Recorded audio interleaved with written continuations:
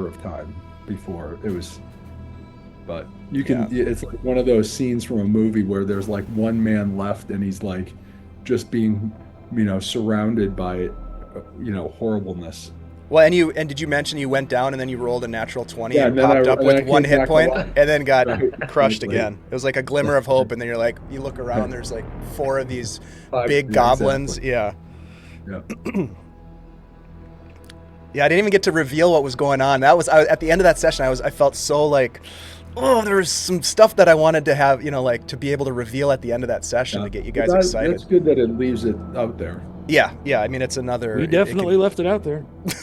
You left a lot I on didn't the have time on the to get field, attached to my as they little say. dude. He was kind of a booger. Gilliam. Yeah. He wasn't really. He was a cute little guy. Good man. I just rolled like I an love ass. the fact that my that God. there can be, I think whose character stream is live, by the way. Didn't Benny have just one hit point? Yeah, for like 3 sessions. Yeah, and she lasted. I mean, she's still alive, isn't she? No. Everybody died.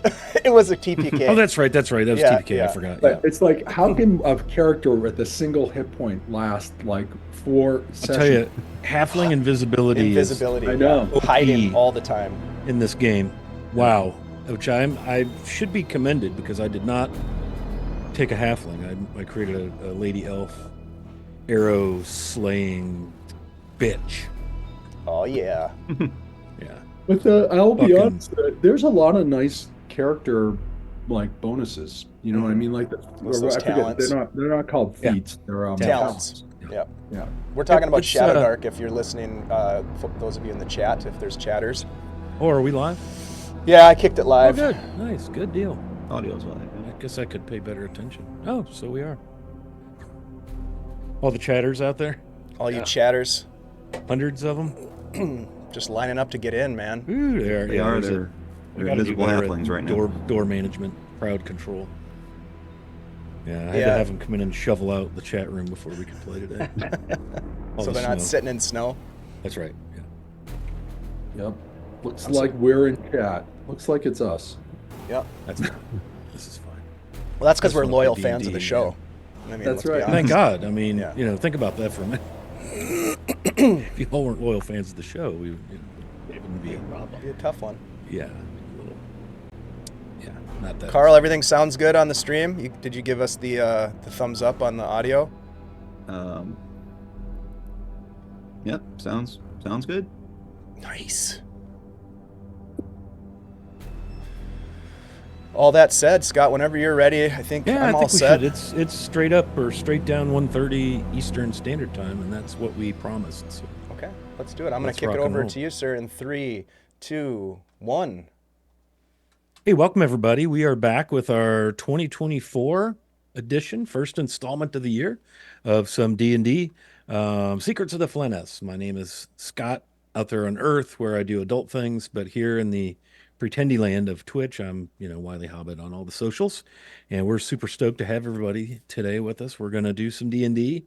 We're playing 5th edition. We're playing in Greyhawk. Not probably, but definitely my favorite setting, mostly because I'm old, and that's what I started with. But I've got 4 friends whom I've paid handsomely to be my friends, and they've agreed to play D&D with us today. So let's go ahead and open up the full beauty of this here stream and overlay and see all these smiling faces. Woo, welcome, gentlemen. Hello. How you doing? Good to see y'all. Doing great now. It's been since before the holidays. Been a little bit since we've been able to get to the table. Yeah, it was a whole last year ago. And so, man, I'm excited to get into this. Let's do this. Let's go around the horn and let's meet everybody. And first, course correction. I'm going to do a couple of announcements real quick. The Greyhawk community is getting set to participate, and I think this might be the 5th annual St. Jude charity stream fundraiser, where a bunch of Greyhawk community creators and streamers play D&D all weekend. And that's going to be the first full weekend in February. I want to say that's like 3, 4, 5 of February. But along with that, Phantom NJ is running a special couple of games this next weekend. I think it's January 28th. I saw Chris. I believe you're playing in that. Is that a week from today? Is that right? Yeah, 27th. I'm playing. 27th. Okay, week from yesterday. Week from Saturday. Yeah. So yeah, it's a fundraiser. We raised over $25,000 for St. Jude's Children's Research Hospital last year. And we're super excited about that. Of course, proud of it, the way our community comes together. So please, if you've got a couple shekels laying around collecting dust, maybe hang on to those and donate. And literally, I know I kind of make fun sometimes. It's for the children. This time it's actually for the children.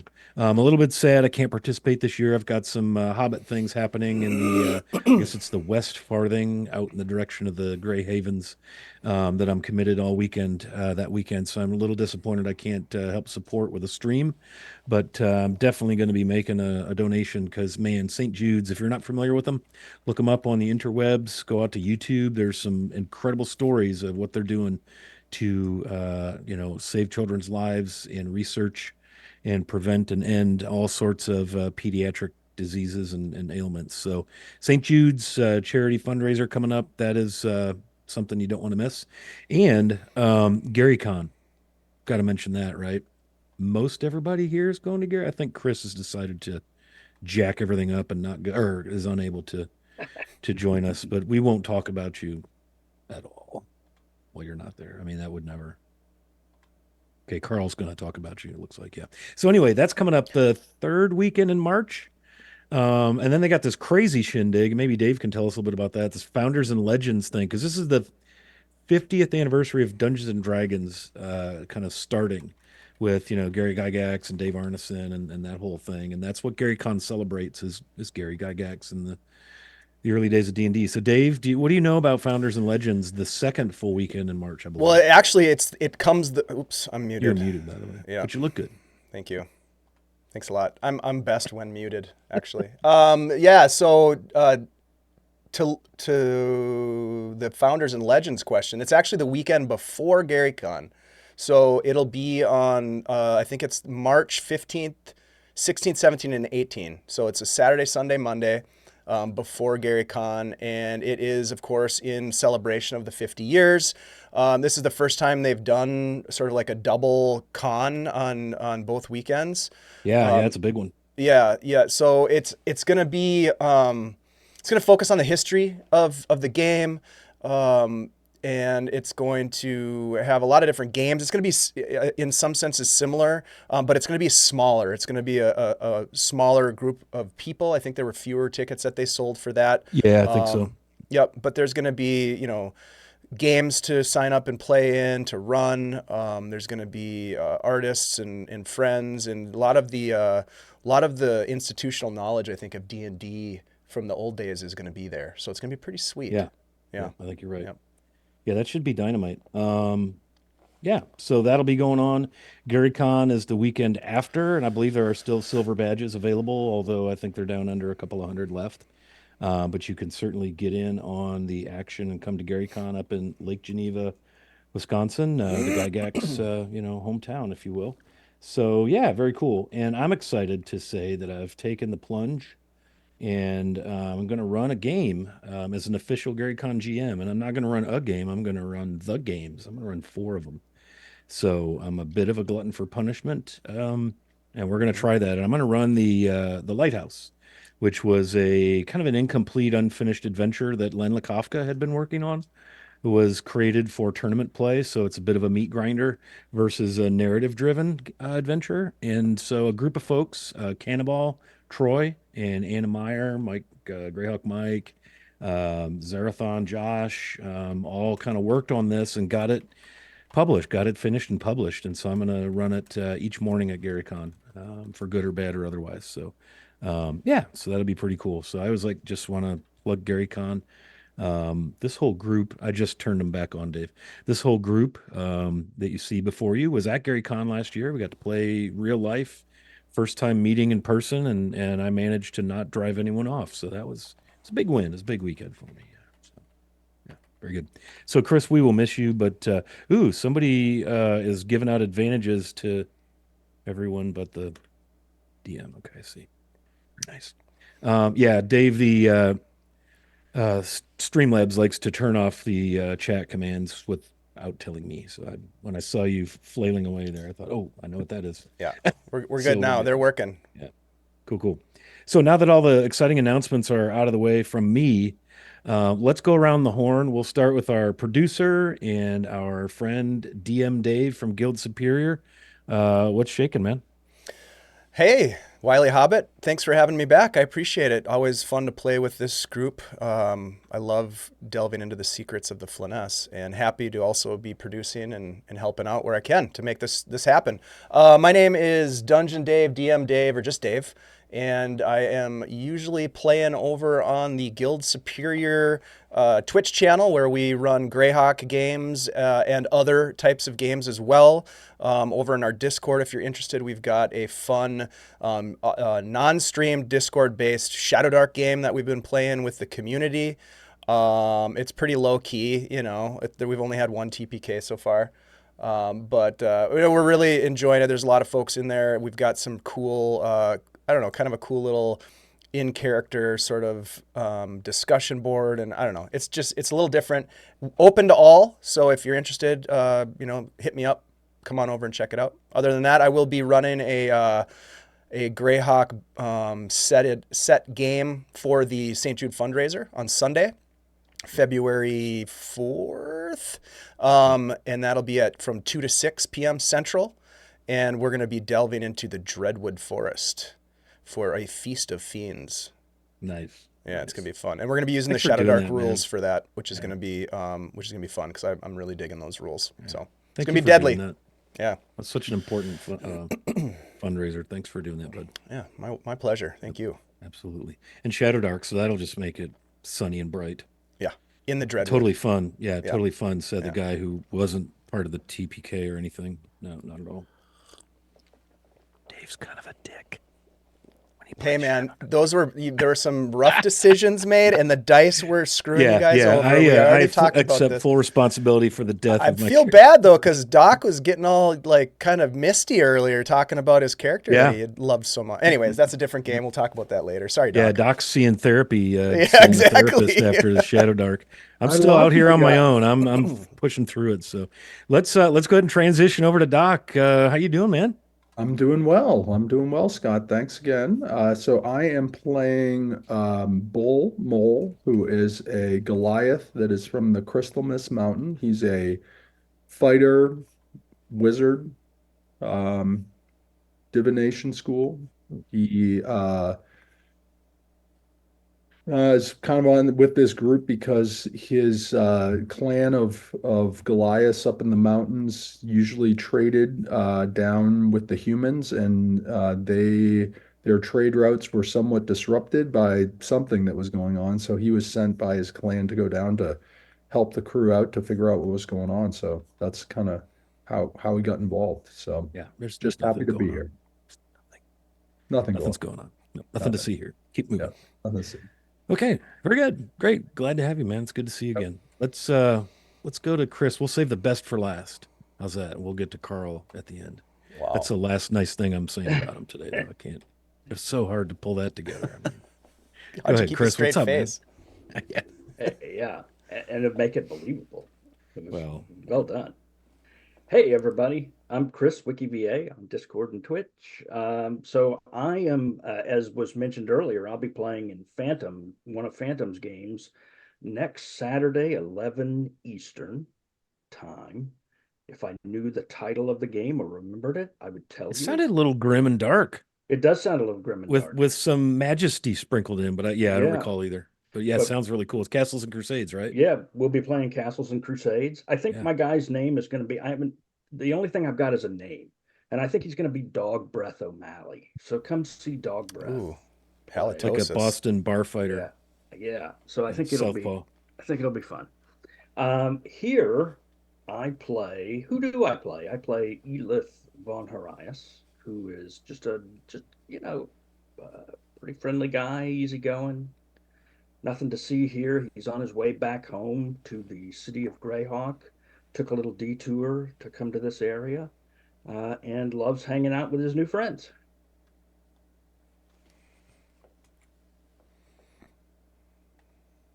Nice. All right. So last and certainly nowhere near least, and I mean that. I know we give you a hard time, Carl. God, it's fun though. I fully expect you to just skip right over me and start the No, game, heck no, honestly. man. I'm So waiting. I was waiting for it. You're so entertaining for reasons that you should be afforded the same opportunity as the rest of us. So, man, what's up, man? How you doing? Well, thank you so much. Hello, friends. I'm Carl. On Discord, I'm Carnage, both with a K, the way they're supposed to be spelled. Um, one quick survival note for anyone interested in Shadow Dark. The secret to surviving there is to get to level 2 and then not be available at the follow-up sessions so your character doesn't die. There's my advice to you. That That's seems worked for fair. me so far. Nice. So, but in this campaign I am playing, if you're looking for a wizard, look to my screen left because I'm not a wizard. In fact, am not a wizard, the tiefling druid, kind of a wanderer patrolling around here, catching rumors of giant activity, seeing the devastation they're causing, and he does not like it. And he's met up with a new group of friends, and we're gonna go stomp some giants. Probably wrap things up in this whole campaign, probably today, if not, next or the time, next maybe, session. Yeah, probably. So, Giants. Where did you come to that conclusion? I don't remember. Giants, really?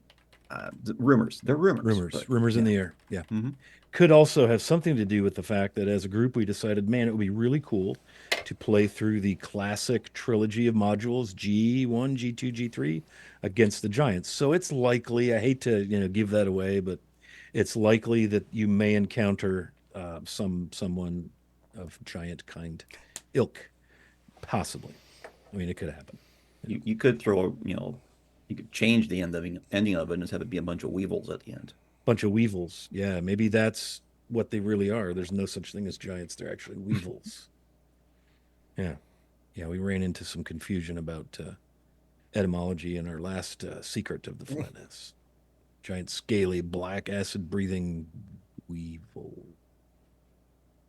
We never did get that ironed out either, so just add it to the lore, add it to the canon that is the wondrousness of Greyhawk. So, speaking of wondrousness and canon and lore, last session, our esteemed adventurers were out adventuring. They were exploring. They were investigating the site of what looks to be nothing more than just awful, wanton destruction and murder of a 4-member family between Headwater and the Jotuns Mountains to the southeast, the Faynor family farm, and it lived up to its rumor, its description in that it was pretty bad shape.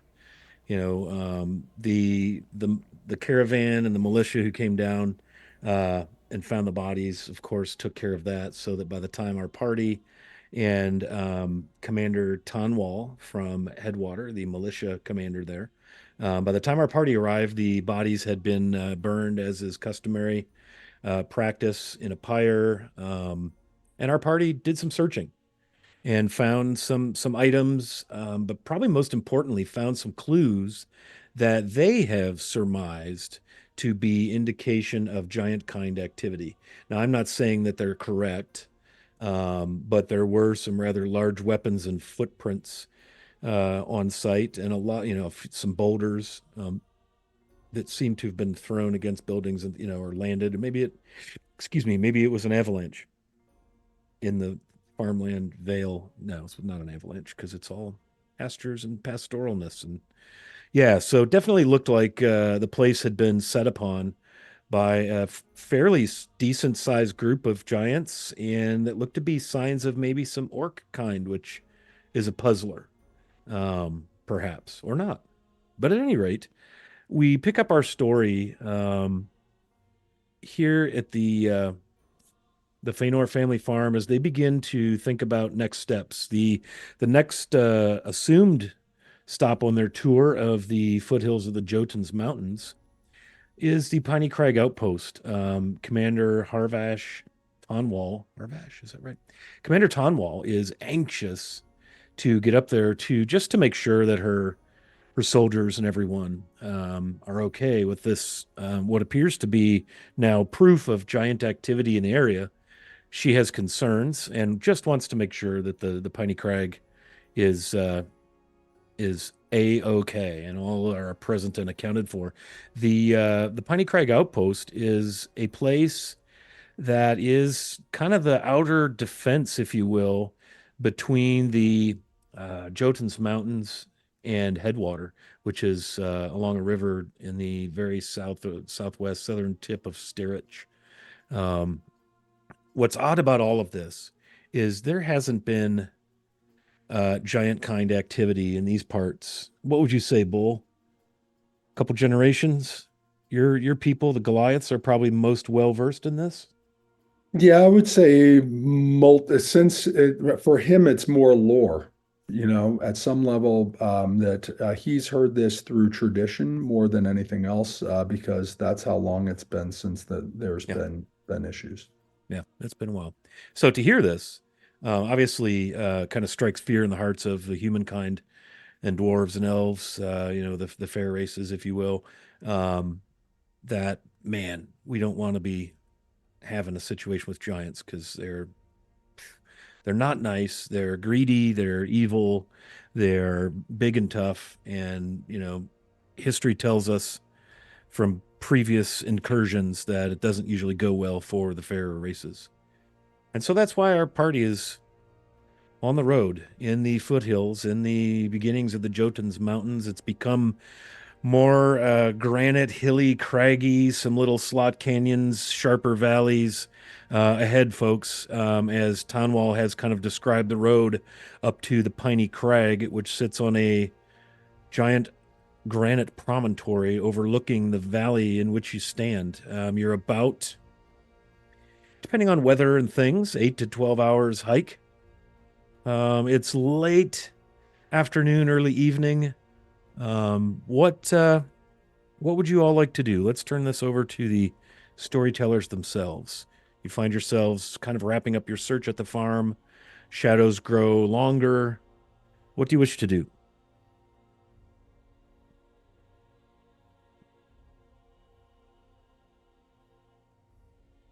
This is the part where you guys do the role playing. Yeah. Hard. So much pressure. It is a lot of pressure. Yeah. What, Scott? Did you say that we are closing in on the crag? Or are we still a ways out? You're at the farm. You just kind of wrapped up your search. Oh, we're still at the farm. And you're kind of deciding next steps. As we left it last time, you were kind of deciding, hey, do we want to get a start and then long rest, or do we just want to press on given the apparent urgency and the devastation you've seen? So Tonwall, it's like dinner time basically.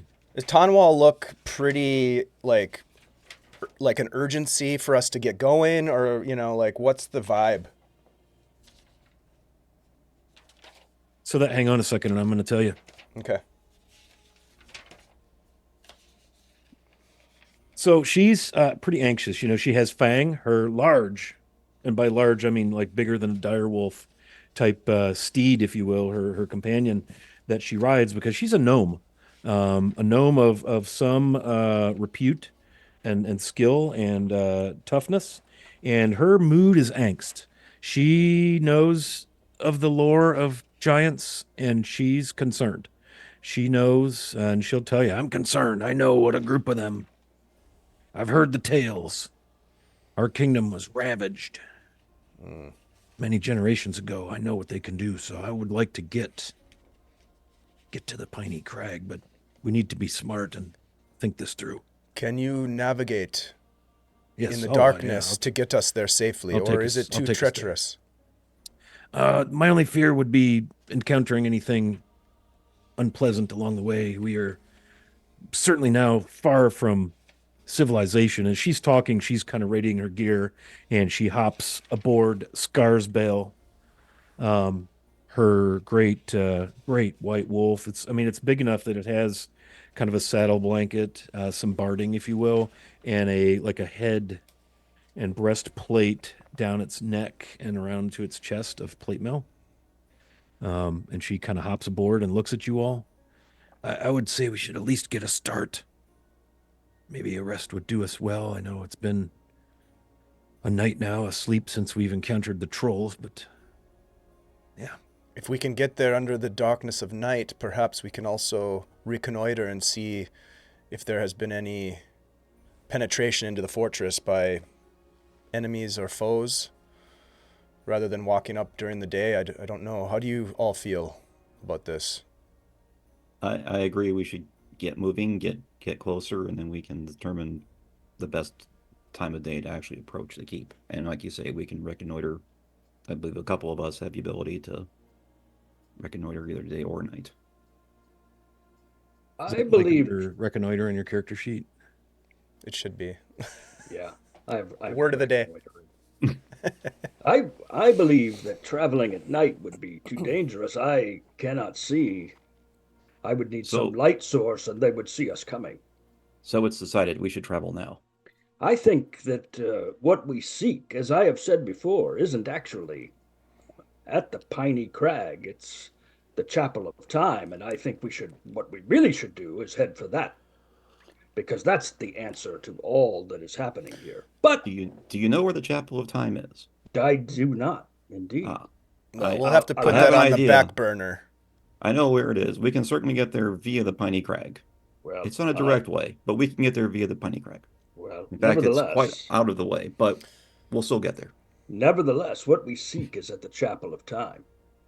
But you've made it clear that you wish to go to the Piney Crag. I suggest we wait till morning. Yes, my allegiance is with Tonwall at this point, so Piney Crag. You did kind of agree to at least check out the farm and the outpost back with the folks in Headwater.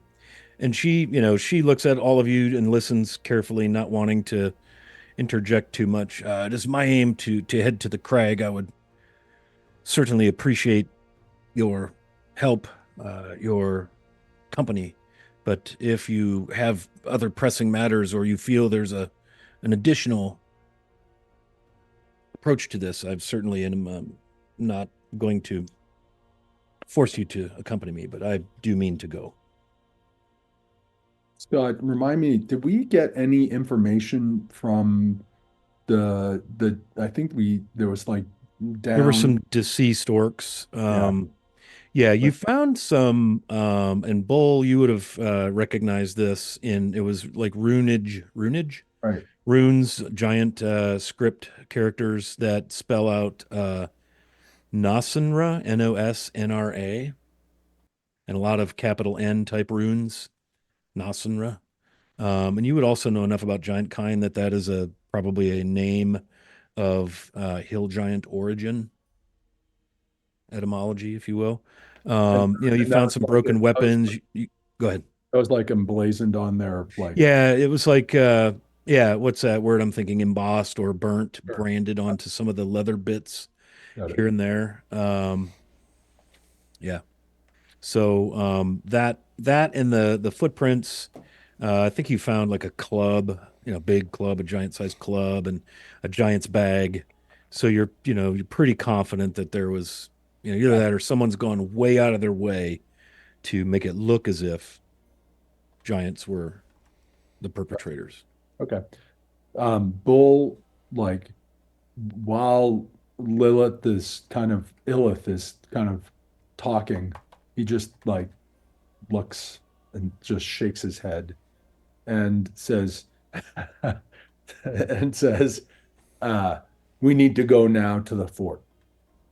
And he just starts packing his bags and then looks back at this kind of just processing this temple, etc., just nonsense that's coming out of his mouth. And he actually also mentions to the rest of the group with regards to the runage, just to make everyone aware that he's it's clear that giants have been here and we need to move quickly. So spending time resting at this point does not make sense in this area where it's clear that there's been activity that is unfriendly to us, and we need to move now as opposed to waiting. You said it's going to be evening, right, Scott? Yeah, it's like maybe supper time. You spent a half day getting here. You left at dawn. Spent a few hours. I don't know what phase or state the moon is in. How bright is it going to be? Moonlight. Well, interesting you would ask me that. I'm just going to go ahead and say that we're a little overcast, so you've got maybe some bits and pieces of occasional dim moonlight dappled here and there. Not thickly overcast, like there are spots where it maybe shines through. Yeah. Tonwall, right there. Is the path well marked for us? It's a road. Yes, we'll be on the road all the way. Easy to follow. The road leads. We go back out the 2 miles we left the road to come here, and then we bear southeast and wind our way into the mountains, approaching the Piney Crag.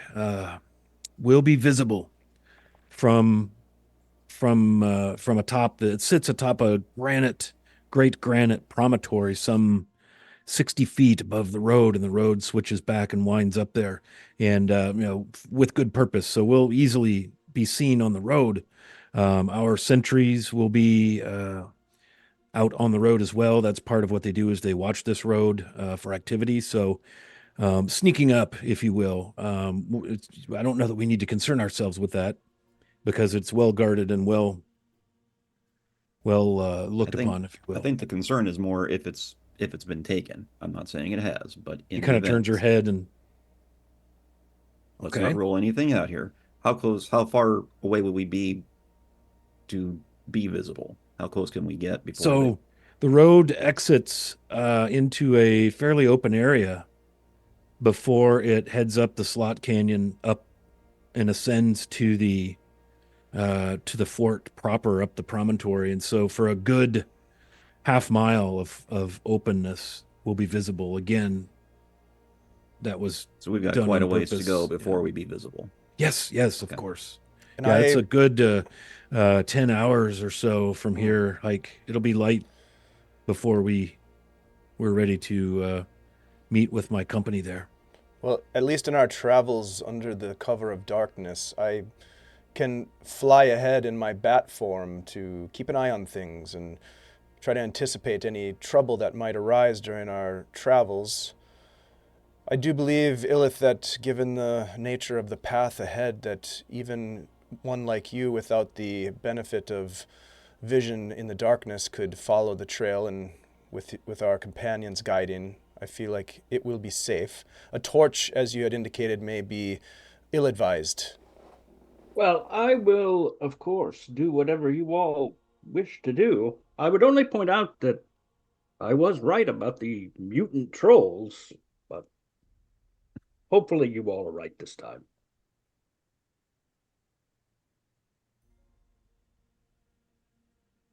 Bull goes, we go now. Agreed. Don't listen to the big guy is spoken. We move.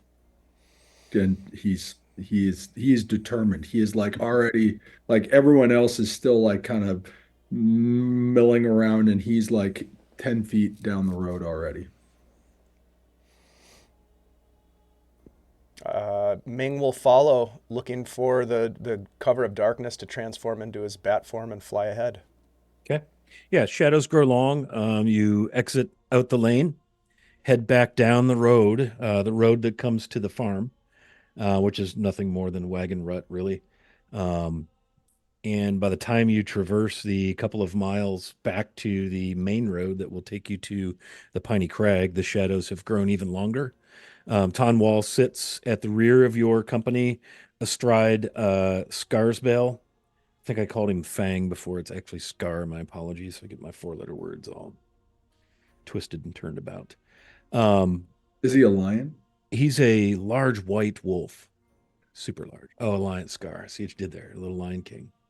Can you feel the love tonight? I can. Can you feel the love tonight? Yes, sir. Yes, sir.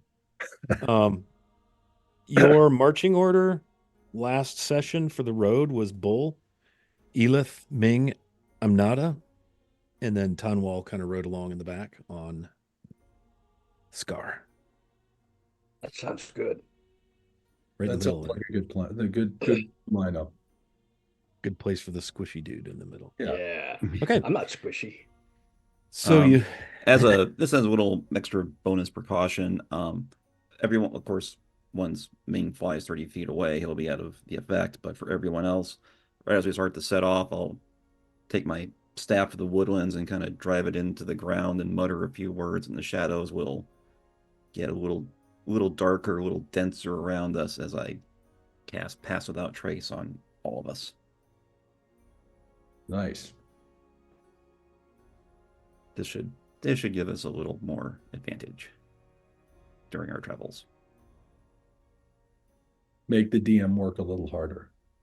Yeah. Right. Well, since it won't give us cloaks of displacement, we're going to do something. Oh, yeah, bad me. Son of a gun. Pass All right, without so pretty nice. after maybe a half an hour, 45 minutes, you make your way back to the main road. A right turn would bring you back to Headwater. A left turn takes you deeper into the Jotuns. Tonwall rides up as you stop at the intersection to point this out. Yes, we must make further southeast, so we'll be turning left here. And I will continue to watch our rear flank. Where did that... Ming, I presume you've already flown off. So Ming has gotten into bat form. I must have missed that. Tremendous, fantastic. What an advantage. So how far off will Ming be ahead and upward? Like how high and how far ahead of the party do you think? I think probably, 120 feet or more, like right around that distance, I would say he'd be flitting through the trees, following the road as best he can. So just above the party, 10, 20 feet up and 120 feet out, give or take? Yeah. Yep. That sounds Stay in the about right. canopy of the trees when there are trees. Yeah. Yep. So that's not a familiar. That's Ming himself. Yeah. Okay. That's cool. Yeah. So, hey, Batman. Wilson, how are you, sir? Good to see you in chat. Looks like Skageth is here. Good to see you. Retro Gamer Meth, Asher, how are you? Dale, what's up?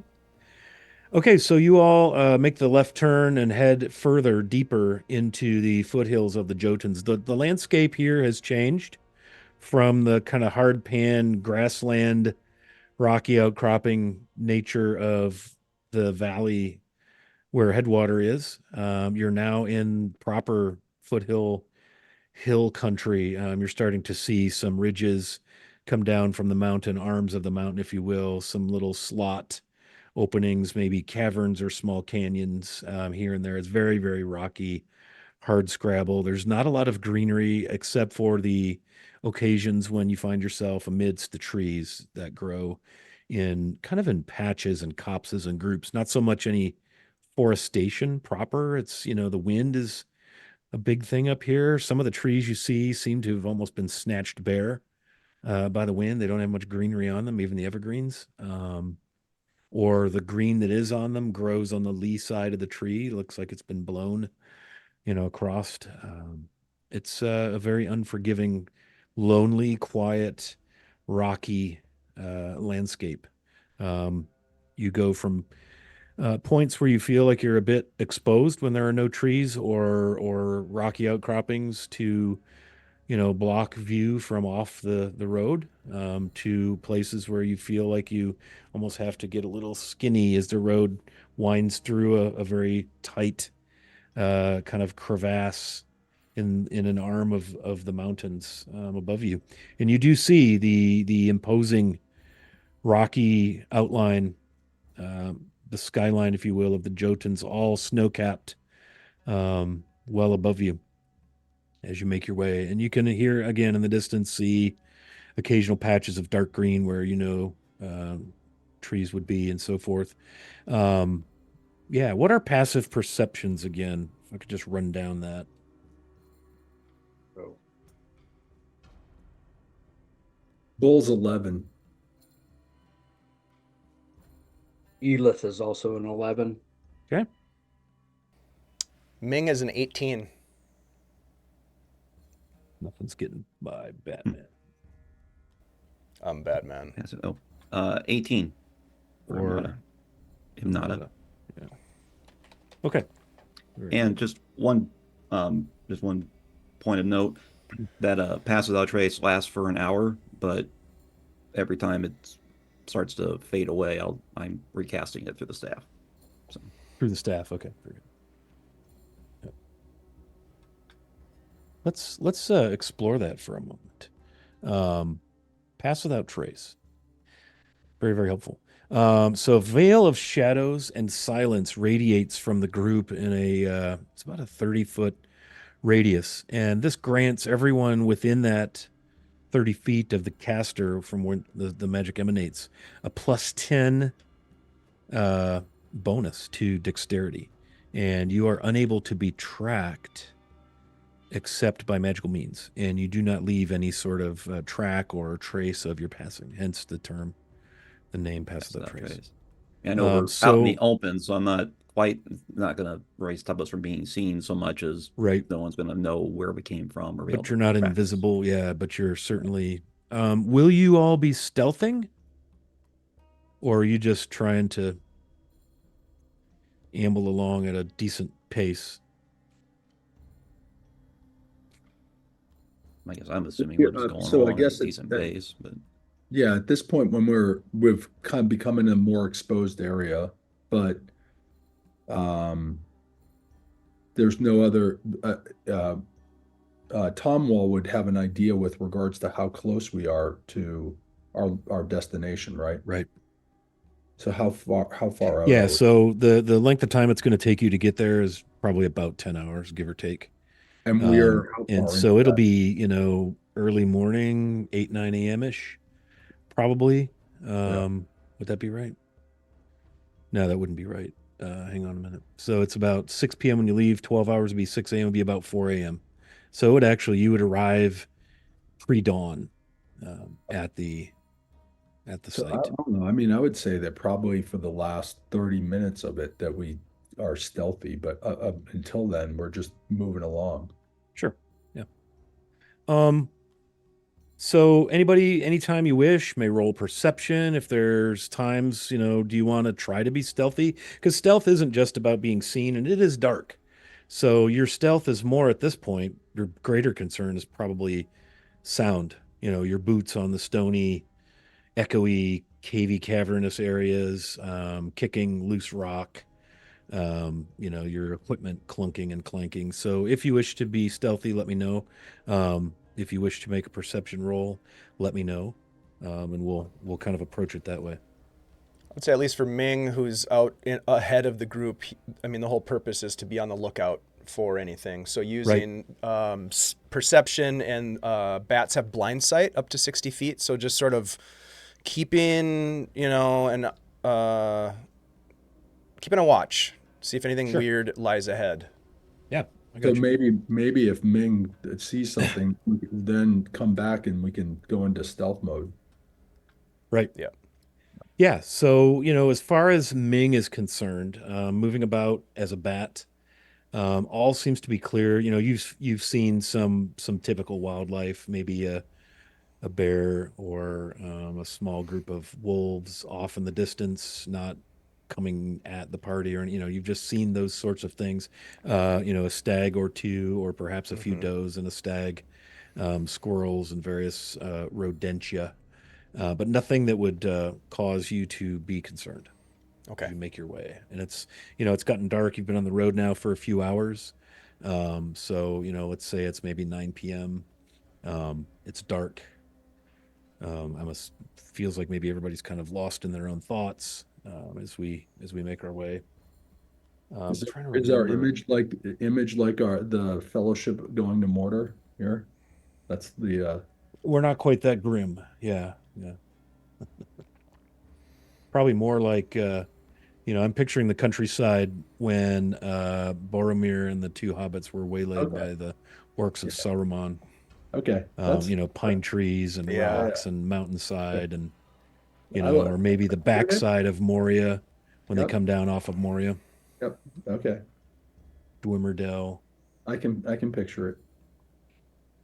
The month is Ready Reet, which, if memory serves, is the equivalent of November. So it's cold, and you're dressed appropriately. You knew where you were going. So, yeah, when Tonwall got aboard Scar, she had a big fur cloak, hooded, that she casts quite a visage. For a diminutive gnome, she's very clearly not one to be trifled with. Battle scars, one of her eyes is sewn shut, with a big, gash over it. You can see her breath, and it's very still, which is good. Very good. So another hour progresses, 10 p.m. Very quiet. Ming, again, you see really nothing, not even like signs of anything. as far as that all goes. Just very, very much out in the wilds, if you will. No evidence of guards from the Piney Crag. She said that they patrol the road. We haven't seen any Correct. signs of Yeah. them. Yeah, that's a good question. Along the way, she might point out where guards have camped along the road. Like here's an area where guards probably spent the night. Some soldiers who were watching the road. Little wayfinding things of that nature that all appear to be in order, as would be expected. Absolutely.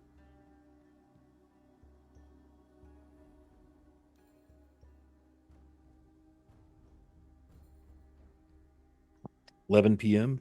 All's quiet. It's just cold and still. The road is easily enough followed. It's wide enough for two typical carts to pass abreast in most places. Um, there is, occasional signage indicating like, Piney Crag that way. You see occasionally like heraldry of Sterich and livery of the militia of Headwater posted plainly to indicate that the road is watched and protected. You have seen a few signs of encampments. You see signs of like a caravan maybe had spent the night, based on like scat from horses and signs of camp. Wagon tracks, if there's any dirt that's now probably close to frozen because it's cold. But the road is a lonely place tonight. It's quiet. It's midnight, and nothing's happening. Ming, anything else you're doing as you're flitting and bouncing about the boughs of the evergreens? Eating the occasional insect as that I encounter along the way, just to keep myself nourished. Yeah, absolutely. Mm-hmm. Mm-hmm. Yeah, and I would think at some point you'd see Tonwall pull out something out of one of her satchels, maybe some like whey bread or dried, jerky, something like that to eat as she goes along. I'm trying to remember. Are you all on foot, right? Mm-hmm. And she's on her woof. I would say one other thing that Ming would be doing is every once in a while kind of flying and flitting back towards his companions, kind of back and forth and just meandering about, but kind of keeping an eye on his companions too, just to, these are relatively new friends, I would say. So he's kind of just, I don't know, maybe sizing them up or gauging their readiness, that kind of thing. But he's concerned about what lies ahead for sure. Yeah. Okay. Great. So, you see Ming as you're looking about and, again, being ever vigilant, you see what looks to be a large, maybe like a moose down on the ground, like laying motionless, head not up, which, seems odd because you'd think if it were, laying there, it would be, its head would be up and looking around. It's a little way off the road, not far. You gather that once the party gets up there, they would probably be able to see it from the road because it's a bull moose. So the rack is there, all kind of mossy and fuzzy. Given its proximity to the road and the fact that, moose can be dangerous creatures when startled specifically or when they're calving. Although this time of year probably, there might be some calves. Regardless, he's going to go check it out, get a little bit closer and get a peek. Is it just a moose that's bedded down for the night, or is it Sure. dead or something Yeah, else? roll investigation. Okay. And any bonuses that you get because of your batfulness, certainly apply those. All right, this is not my specialty, but I'll give Or it a try. if perception is better. Perception is considerably better. I know you're out there with purpose, so let's roll with that. Yeah. Okay. It's still only an 11. Yeah, so you kind of fly down there and you can see what looks to be a dark patch. Like the stone. It's laying on stone. There's some branches, rock. And it looks like there's darkness on the stone kind of coming from underneath it. And it is absolutely motionless. Roll Okay. nature. Ooh, nature. It's only a 4. Okay. It is absolutely motionless still. Perfect. With that information in mind, Ming will flit about, seeing if there's anything else of note in this area, but wait for his companions to get up closer, and Okay. and then if all's well, he's going to my plan is for him to fly over, land on Bull's shield, on the top of his shield, just to sort of like say, hey, I'm here, and then if he can get Bull's attention, flit over to where the animal is down. Okay. Yeah. So you wait until the party approaches, and there, again, you're only 120 feet off, so it doesn't take long. They're not dawdling for sure. Tonwall is running a tight ship from behind, lashing the whip, so they're moving along. And in very short order, you see um, the dark shadow of Bull hulking on the road, approaching your location. I'm going to roll perception, if you would, please. And I'm going to ask everyone to roll perception.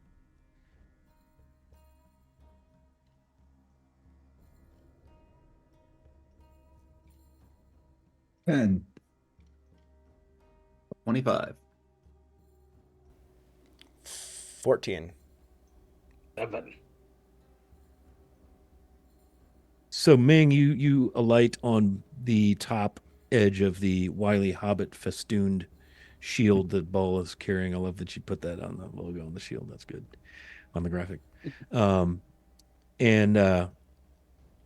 you kind of make that little bat sound, little squeaky squeak.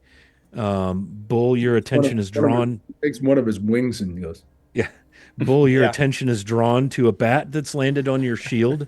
Ilith, I'm assuming you're probably in concentration, in deep thought about a spell, or you're mumbling about wanting to, I wanted to go to the damn temple of time. Carl, excuse me. I'm not behind Ming, forward of the party, you see a rather large hulking shadow descend from the sky. And it's almost this cinematic because Ming entered, like you see the bat enter, and behind him drops this huge winged shadow. Weeble! It's hard to tell what it is in the dark. Are you blessed with dark vision, Amnata? I am. You are. Okay, so some 30 feet away from you, descending from the sky as you all focus in on this bat. You see a form that has it's kind of dragon wings. I got bat on my mind. Dragon wings. It's large, big, large, like a dragony tail, but the front is kind of confusing. It has looks like it's quadrupedal, but all the legs aren't quite the same in shape. And if you didn't know better, you'd say it might have multiple heads. It's hard telling as it's kind of coming down silently, which is a little disturbing in the trees. And it kind of manifests behind Ming is, very large when juxtaposed against the slight build of a tiny little bat. And it seems to be landing some 20, 30 feet just ahead off the road to the right, which is the exact direction Ming came from. What do you do? I am going to say we have company, and I'm going to indicate point. Well, of course, I'm in the back of the party, doesn't help, so I will say ahead of us something large just landed. I see it. Tonwall yells, and you hear her. She casts off her cloak. I'll give everybody one thing to do as you see this. You can see enough in the darkness that as it comes down through the gaps in the trees, it does indeed have 3 heads. One of which is a lion, one of which is a ram, and one of which is a kind of a rusty colored, albeit smaller than you would expect a dragon's to be, but definitely unmistakably a dragon head as it lands and looks at you with all three heads. And you see a wicked smile glinting on the fangs of the dragon. So everybody gets to take one action as this creature alights some 20 feet, give or take, from the party through the trees, affording it some cover. And it's big. We'll go in order of who saw it. So, Amnata, you can decide to do a thing first. Okay. You've alerted the party. I have alerted Tarnwall's alert because she exclaimed. Yeah. I think I'm gonna, it's dark. I know Ewith can't see in the dark, so I'm gonna help him out by illuminating it in a moonbeam. Ooh, a moonbeam. That's nice. I will cast moonbeam upon Nice. it. Very nice. What does it look like, sound like, smell like when you cast moonbeam? So I reach into a pouch and I quickly draw forth several seeds and kind of crush them and scatter them into the air, and this silent beam of moonlight just, maybe there's a little bit of shimmer to it, just comes down obviously from above. From the moon, perhaps? From the moon, perhaps, yes. 40-foot high cylinder, 5-foot radius, and when a creature enters its area for the first time or starts its turn there, it's engulfed in ghostly flames that cause searing pain, and it must make a con save or take some damage. Searing pain sucks. Searing pain. Well, let me go ahead and Siri. Go ahead and fail that roll, please. Let me go ahead and roll my con save. 11 plus 4 is 15. That is I don't remember under what you 16. said in DC. So sorry. Yep, it is. Okay, so stuff happens. Maybe it was here to help us. Maybe. Well, we can find out later. Those are great rolls. 5 points of radiant damage. Not really that great. No, not really. No. Welcome to 2024. Maybe it was going to share the moose with us. Oh, and if it's a shape change, it reverts back to its original form. So standing before us now is a hobbit. Kobold. Yeah. 3-headed kobold. So 5 damage from radiance. Yes. Okay. But now everyone should be able to see it due to the ghostly flames. You hear this kind of lion-y roar and a lion roar and a ram sort of bleat as it reacts to this and looks up at all of you. Okay, so that was Amnata. Tanwal's answer was to hop down off of Scar and shrug off her cloak, her heavy fur cloak, and exit the road. Scar follows. They go to the right. Bull, you had a higher perception. Oh, well, Ming's back his turn, so I'm gonna let Bull, since you're viewing. What is your reaction to this? Bull is gonna cast mirror image on himself. Okay, fair enough. So there are now 2 bulls. It's not. There are 3 duplicates of myself. Or there are 4 bulls. That's correct. Do they all that's right. We're 8th level here, aren't we, kids? Yeah. Nice. So there are now 4 bulls. That is badass right there. Is that officially a lot of bull? That's a lot of bull. That's enough for me. Okay, let's go to Elith. What is your thing here? What are you doing? So I am going to cast Vitriolic Sphere at it. And I can point to a location within range, and a glowing 1-foot diameter ball of emerald acid streaks there and explodes in a 20-foot radius. So I'm going to point sort of behind it. I'm not going to catch us in the 20-foot radius. So I want it to streak kind of behind us so that it engulfs the critter, but not us. Seems reasonable. Yeah, it's about 20 feet away, so that should be. But the good news is it's immune to vitriol. No, I don't think so. Nothing is immune to vitriol. Okay. Do I get it like a dex save or something cool? Yeah, you get a dex save. All right, let me try that. Okay, I got a 14. Is that a good save? That fails. Well, shit. Yeah, I know. I'm not doing that right. I didn't do it right. So he takes 10d4 damage. 10d4. Wait. Man, that makes me think of DQ chicken tendies. Man, stop it. Little honey mustard on that. Yeah, man. Right, so that's 24 acid damage. Ouch! It And says. It exclaims. And he'll take more damage. Let's see, when does he take more damage? On a successful save. Okay, he didn't do that. 5d4 at the end of its next turn. Well, shit, man. That's 5d4 spectacular. More. So this green, emerald green, shimmery globe of acid, some 20 feet around. Note, you've just probably ruined the moose meat, but whatever. Oh, well. Rash decision, envelops this thing. And it begins to scream and squeal and burn as it's not only under the searing pain of a moonbeam, it is now being dissolved alive by acid. Yeah, that is tremendous. You see, it's like flapping its wings, and you see it, some little holes begin to appear in its wing. Of course, you don't, you do, because now we have light. Yeah, so this thing is illuminated. It's huge. Well, it's large according to the book. So, it's probably got about an 18-foot wingspan. At the shoulder, it probably stands about 10 feet, 11 feet.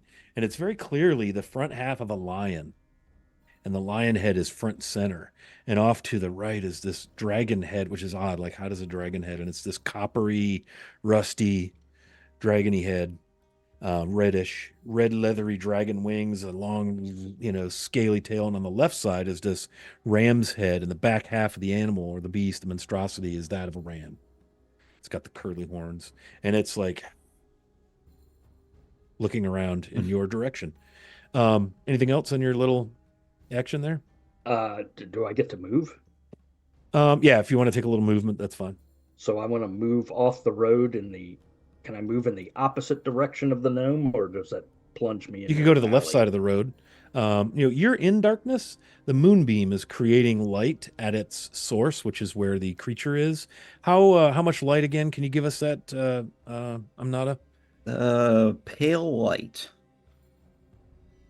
Pyramid of Kings in the dim pale light. Moonlight. Yeah. Talking about cars and dreaming about. So it's covered in ghostly flames, but until the spell ends, dim light fills the cylinder. Okay. So just. And how big around? 20 feet radius cylinder? 5-foot radius, 40 foot high. Totally 5 foot is the same as So It's kind of a pinpoint 5 foot round radius of dim light, but it illuminates what you need to see and plunges you into veritable darkness by comparison. I want to get off the road and you could do that next to everybody else. Yeah. I want to get away from the breath. Get away from all the bulls. Yeah. Okay, Ming. You're in bat form. You're on one of the bulls' shield. There are now 4 bulls. That's fair. Totally fair.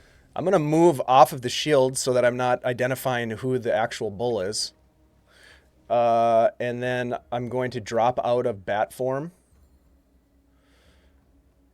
And if I can, I would like to cast Bane on this creature.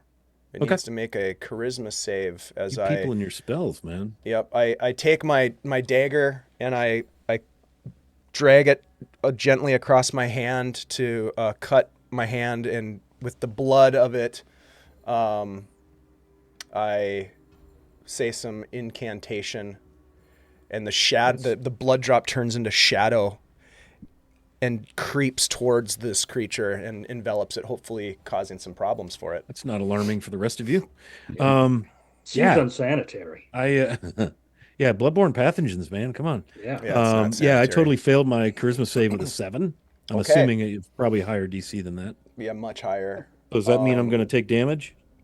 It actually means, as this creature is baned, that you will roll a d4 and subtract it from the number rolled when you attack or do a save. So it's going to be have a debuff on saves and attack rolls. Okay, so d20, d4. Yep. Okay, and subtract the d4. Yep, and it is a concentration spell for me, so I am concentrating. So kill Ming first. Okay, good. Thank you. Okay, that leaves Tunwall. She's already taken her action. Let's roll good old initiative, shall we, friends? Ooh. 25 to 20. 24. Wow, that's nice. Hell yeah. I ain't messing around. You ain't. Okay. 20 to 15. 18 for Ming. 15 for Bull. And do all your bulls move with you, your initiative? Yes, all my Okay. bulls are with me. But Every bull. 15 to the 10. only, my bulls don't attack, I don't think.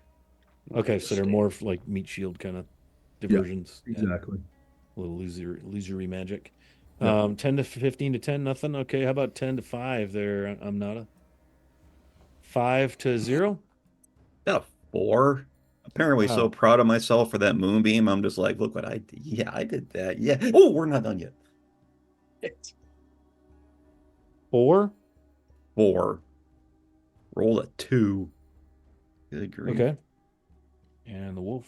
Bad dice. Bad dice. Okay. Elith, you're up. Well, since no one has moved, let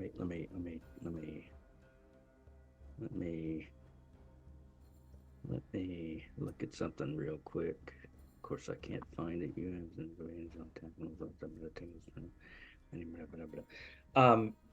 since no one has moved, I'm going to cast another spell. And this time, I am going to cast.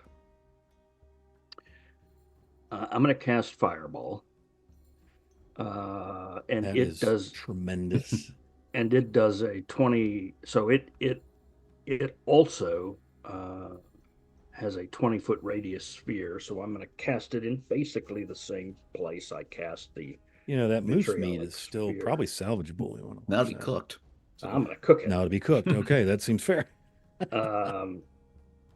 So I'm going to cast Fireball. So he takes out his little clocky-looking thing and manipulates the hands, and out of his hand comes a giant, not a giant, but a ball of flame that streaks past Certainly him impressive.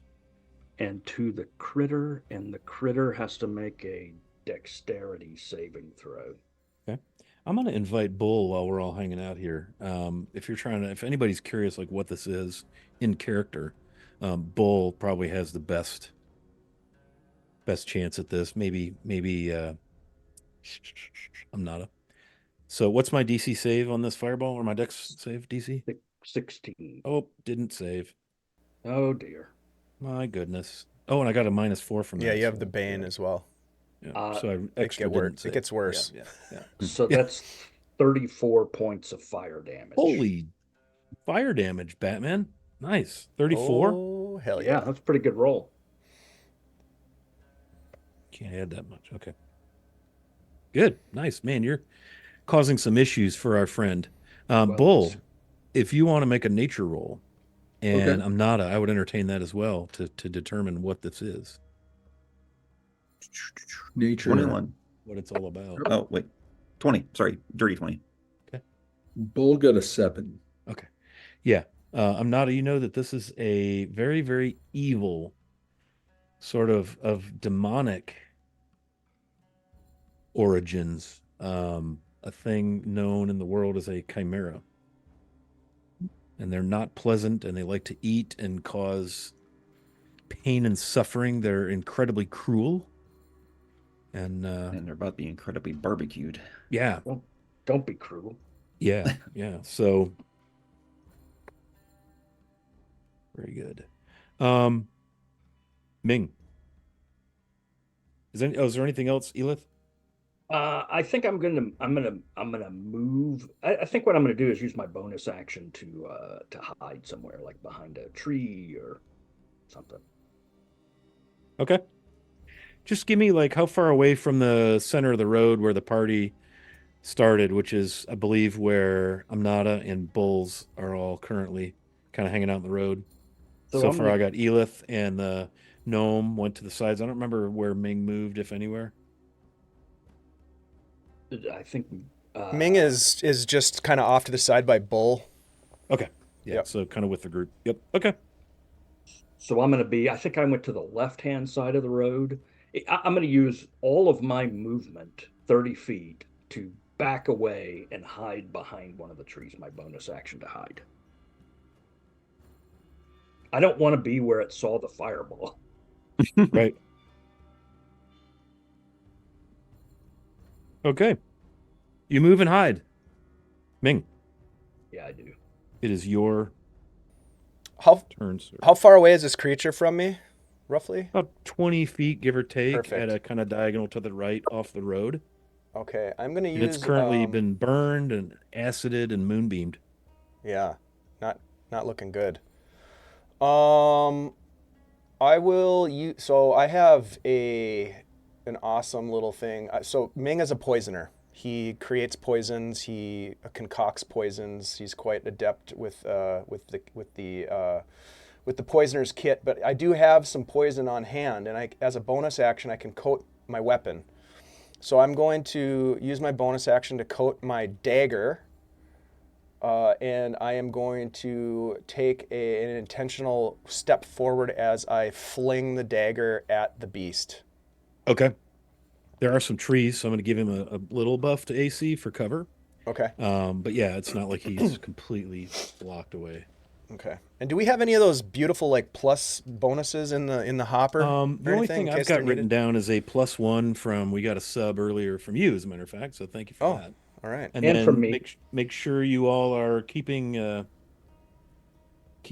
track of your own, like what do you call those? The advantages. Yeah, everyone got I think a round of advantages went out early. Yeah. It did. Okay, I'm going to use my one from me too earlier. Okay, so everybody should have 2 advantages. All right, plus whatever you might have had. I'm going to go with advantage on this one. Yeah. Okay. So you're going to throw your dagger at the. Yep. I don't think that's going to hit, but we'll see. 13. No, just missed. Yep. It's an AC 14 natural armor, but with the 2-point buff, it's a 16 because of the trees. Even though it's definitely hits a branch and goes wide. Yeah. So that's not cool. I think I'm gonna hold off on my other. I don't want to get too close to this thing if there's gonna be fireballs getting thrown around. So I'm gonna hold position. No friendly fire for Ming. Okay. No. Very good. Elith, would you roll I'm assuming you're going to want to use stealth. You have that +10 bonus, thanks to, as long as you don't move too far away from Amnata. But I want to see how successful you are in skulking away and stealthing. So let's see, 18. If I get the +10, 28. So you rolled a 28. Yeah. I see. Okay. That seems good. All right, so you see from behind the party another of these forms descending from the heavens and alights on the road. And it roars, announcing its presence, hoping to stir fear. And you count yourself fortunate to be hidden away at this point. It looks at the party, and the dragon takes a big, deep breath and blasts a 15-foot cone of fire at the creatures it can see in the road, which are Ming, Amnata, and Bulls. So I need all of you to make a DC 15 dexterity saving throw. Wiley, if I could just make a quick comment. Thanks to Asher for some advantages that just came in. Which may be useful here. Thank you. I don't have chat open right now, so thanks for catching that. Appreciate that. Yeah, thanks, Asher. And you said what kind of dexterity save? Dex save DC 15 for Bull, his mirror images, Ming, and Amnata. Okay. Dex save. Should I roll Bull as 1 with the mirror images, or? Oh my God, my dice are. I would roll it for each mirror image because I'm assuming if it takes damage, new dice. It poofs. Yeah. Is that right, Bob? Yep. Yeah, so I would give each mirror image a save. That way you don't get them all. Got it. Okay. Smoked if you roll low. So I'm gonna use an advantage.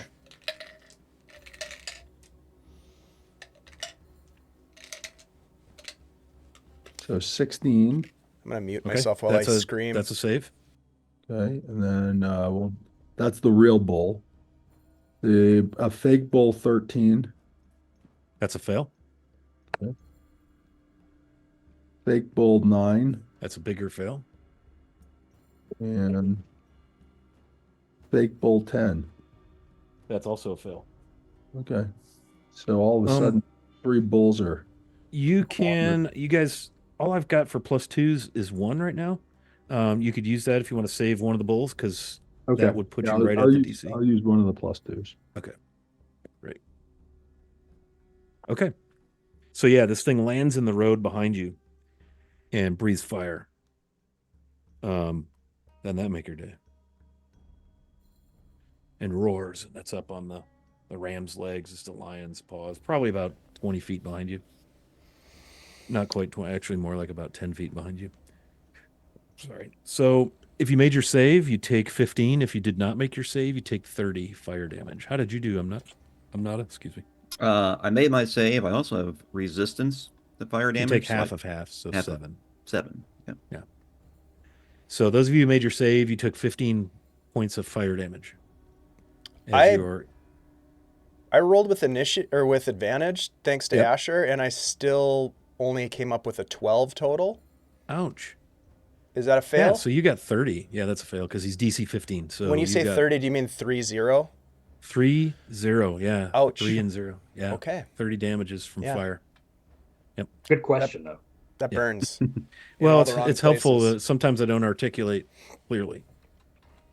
Just that's 30 or 3. So this thing lands in the road. The other one is its turn to go, and it is going to see the success that the first one had and rush into the air.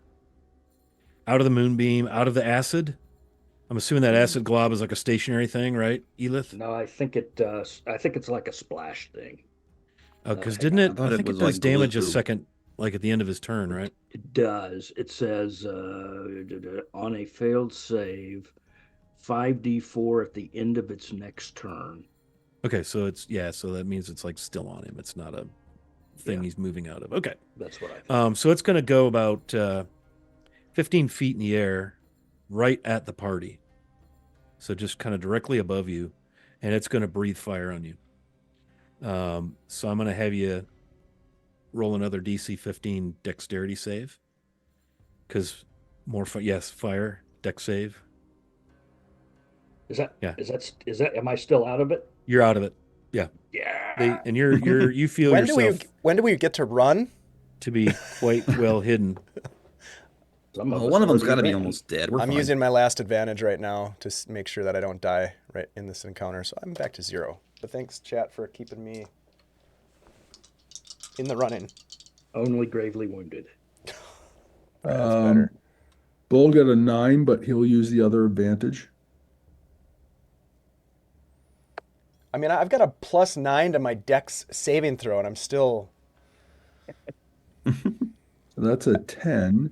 But is it possible that I can use one of my, even though, can I use one of my lucky points?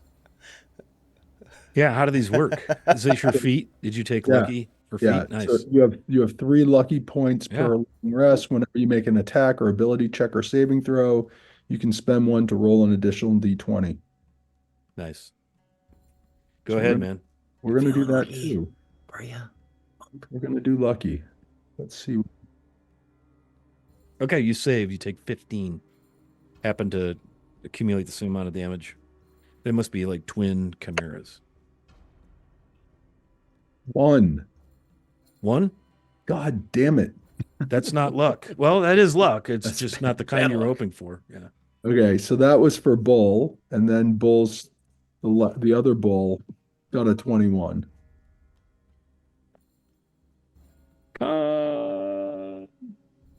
Asher the bear. Very dramatic Wrath of Khan scream.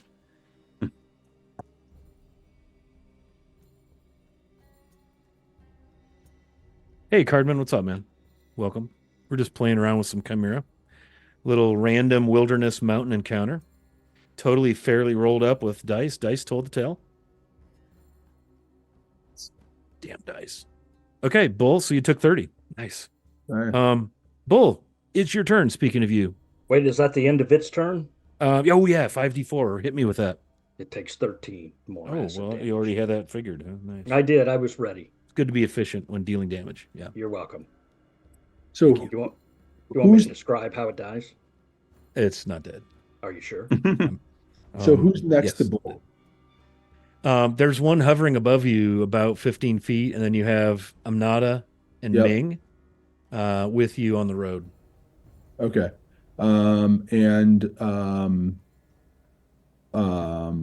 Where is And then there's one 10 feet behind you also. and Illith is hiding. You don't know where Illith is, All right. and it appears that Tonwall vanished into the brush to the right side of the road. You heard her jump down and leave. No problem. So Bull is gonna cast invisibility at 3rd level on him as well as Ming. Oh, buddy system. Nice. And can I do a free action here? If it's a free action, sure. What you got? He's gonna yell to. Oh yeah, you could do that. Yell to Imnata, run! Who said that? That's good advice. And then with that, a Bull is going to take all of his movement and basically run off the path, basically in a direction that's directly away from where these guys are. Okay, so you have one above you Yep. in air. You have one directly behind you on the road, blocking your way if you were wishing to go back the way you came. He's gonna run forward on the road 30 feet. Just Very like good. forward. Okay. This thing does not have any kind of reach, so you're not, well, it does, but not close enough to afford him an opportunity attack. Does he get an opportunity attack on something invisible? Oh, I forgot. Yeah, you're invisible. I gotta remember that. Yeah, that's kind of an important detail, isn't it? Yeah. Yeah, so you poof. Okay. Very good. Good play, man. Okay. We're going to next turn is Scar. Scar is going to run at the Chimera on the road. And he's going to do things that wolves do. And I believe that means he's going to bite this Chimera rather forcefully as he growls and bounds away. And that is a natty 1 on the bite. That's a bummer. So he will just miss as that goes. And it is now Tonwall's turn. And so you hear kind of from the right side of the road a little sound, if you will, a little stirring in the thicket. All right. And she's going to cast a spell. And she's going to cast Lightning Bolt at the flying Chimera that's damaged. And she's going to cast it at 4th level. So what you see from this is a bolt of lightning blast this Chimera that's up in the sky above the party. Let me get I want to see something. Oops. Crap. Okay, at 4th level. Additional D6. All right, so it'll be 8 D6. Holy crap, that's a lot of D6s. Okay, so she blasts this thing with a lightning bolt. And it's exciting. Crackle. I mean, all you guys, like, Amnata, you're standing right beneath it, essentially. Ming, you are as well, although you're invisible. And just like all the hair in your body raises from the electrical charge in the air. Let's see.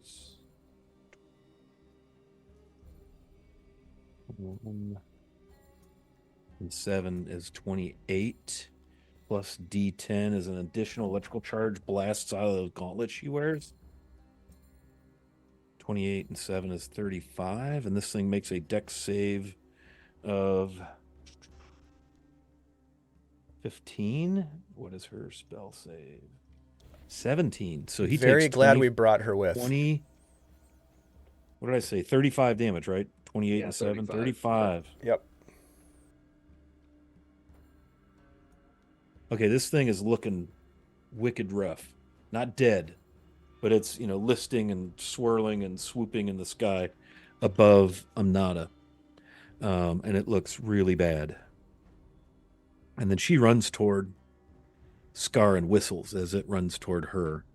And when it runs toward her, the chimera that's on it will make an opportunity attack. It attempts to bite. That's a 10, misses AC. He's got plate mail. That's pretty handy. A wolf with plate mail. He's going to use horns. That's a hit. So the ram butts the wolf and does 7 bludgeoning. And then it attempts to claw the wolf.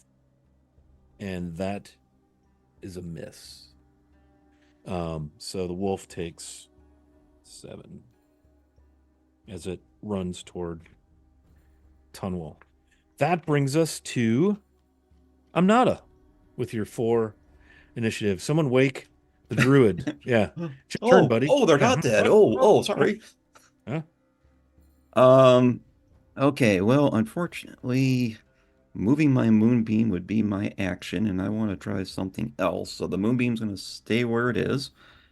And for my action, I look at the 2 chimeras and go, you can't hit what you can't see. And I cast blindness, deafness on them, targeting blindness. So it's a target creature? Yep. I can hit 2 of them at 3rd level. So nice. Blindness, con saving throw. And one of them is baned. Right, the first one baned. Although I didn't make you know what? I didn't make a concentration save. Go ahead and roll one. Yeah, see if we're still banned. Yeah, do that. Yeah. That's cool. Yeah. All the saves, all the throws. Boy. And I took a lot. I took 30 points of damage, so I'd have to get a 15 or higher on this. Oof. But I get a +8, so we'll see how this goes. Terrible die. Can't even tell. Oh, it's a 9. So 17. So I'm okay. Okay. Yeah. So with the Bane roll, I have a 12 minus 3 is 9. I'm guessing that doesn't. That's a fail. But then I get a +4, which is 13. That's still a fail. Okay. And then the second one, a 6 and 4 is 10. I'm guessing that's also a fail. That's also a fail. So we have 2 blinded chimeras. That we do. Okay. Well, that's super duper handy. And then for my movement, I'm going to move. I don't want to keep standing right where I was in case they're smart enough to try to just shoot that spot. So I'm going to move my full movement was kind of off to the side of the road. And, well, I don't know if it'll really benefit me anymore, but I'll do it anyway because I can as a bonus action using my Nature's Mantle Cloak. I'm going to hide. Okay. Do you need to make a roll for that, like a dex roll or stealth or something? And you are still passed without trace. Which side of the road are you running to? Tunwall and Scar on the right? And that's what you know. That's what you see. Bull has gone. They're invisible. I'll go to the left. Okay. Yeah. Hopefully spreading us out. It just says use hide as a bonus action, even if you're being directly observed by the blind chimeras. I assume a stealth roll then? Oh, the chimeras aren't going to see you. They're not going to see you. They auto-fail any ability check that requires sight, Okay. so they're not going to see you. Let's don't worry about it. But it's a bonus action, so I'll do it anyway. Yeah, so I'm not a... Elith, you're watching on. Tonwall's looking on. I'm not a steps to the left side of the road and kind of just, without the puff of smoke, just kind of blends into the darkness. Very impressive. So let me set the visual for you. You have a chimera kind of hovering where the party was. And it's looking rough, man. It's got like 3 hit points. It's in bad shape, bleeding and burning, and it's melting from acid and a little road worn. The other chimera is searching frantically on the road, walking on all 4s, kind of directly below the other chimera. It is top of the order. So that means Elith. Bull has headed. He's out of here, and he said run. But you don't know, he vanished. So that's really like, damn, that Goliath ran fast because he just vanished. So I'm going to cast Scorching Ray. Oh, that sounds fun. And I get 3 rays. So I'm going to cast the first one at the one above. Okay. Is that a to hit, or am I going to be making a save of some kind? It's a to hit. Okay. And I got a 13. Okay. Yeah, that's a miss. Well, then I'm gonna cast another one at him. And I got a 14. That's a hit. So he takes 8 points of damage. Okay. Down he goes. What does it look like? Give us a little theatrical on when you take this chimera down, thus revealing your position, cowering in the weeds on the left side of the road, 30 feet from the road. So he takes his he casts his spell, moves the hands of his little watch thingamajiggy, and the first one goes wide, but the second one hits it in the chest, and it screams out and falls to the road. Down. And a smoldering, sizzling from acid heap of dead chimera. Yeah, and then nice. Huge, large creature. Then the third one, I'm going to shoot at the other one. Okay. Seems fair. And that's a 19. 19 hits for sure. And that's 12 points of damage. Yeah, and it squeals in pain. First damage taken. And then he's going to take his movement and go 30 feet in another direction, but behind it, he's going to hide. He's going to use his movement, go 30 feet further to the left, and hide behind a tree. Use his bonus action and hide. Okay. All right, roll. I'm trying to remember how hide works exactly. Some of you guys got magical doodads, but good old-fashioned hide. Let me pull that up real quick in old D&D Beyond. I take it. Well, I know like rogues can do like hide as a bonus action. Yeah, oh, that's right. You're a rogue, aren't you, Elith? Yeah, that's what I'm using. Yeah. And I assume he's blind anyway, and he can't see. Oh crap, he's blind and can't see. Yeah. So I'm just moving away from where I was in case he could somehow detect. Right. I got you. Yeah. I forgot about that little blind thing. Blindness and invisibility. I should probably remember those things. Yeah. So it roars in the road and it's looking all around. It knows it kind of got hit from the left side. So it's going to go that way.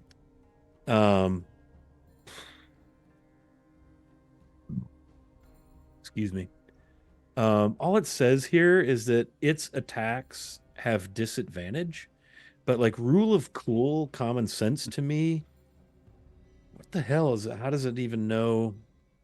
Like if you were in front of it in melee, he's not gonna be able to search for you. So he's gonna be flailing away on the left, biting and snapping and clawing. In the direction of Amnata, but not close enough to hit you or be in melee. Just kind of because, you went to the left.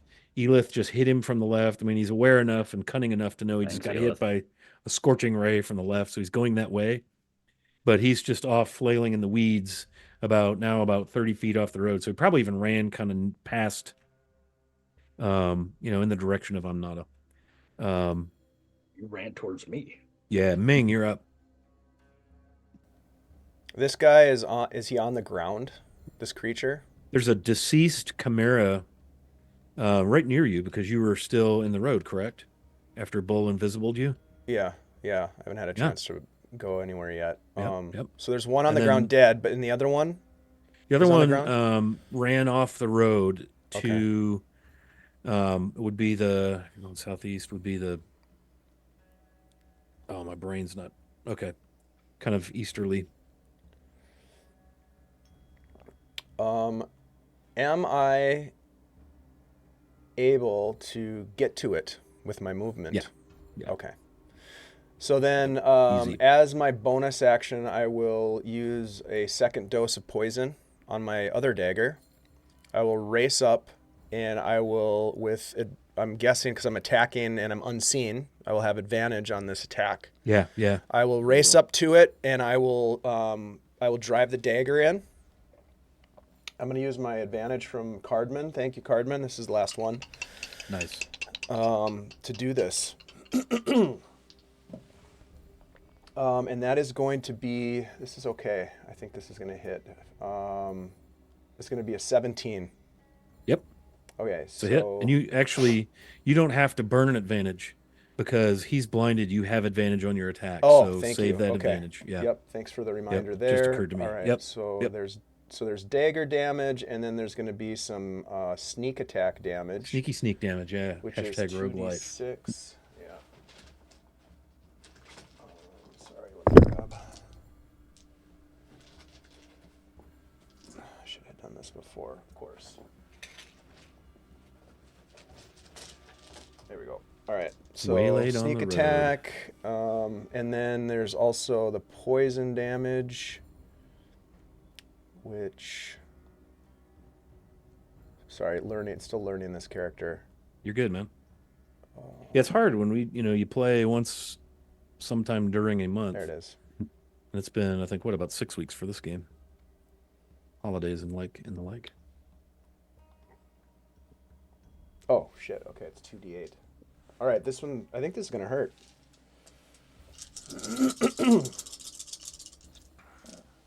Okay. 12, 15. Total of 20 points of damage. Any effects from the poison? Yeah, let's see here.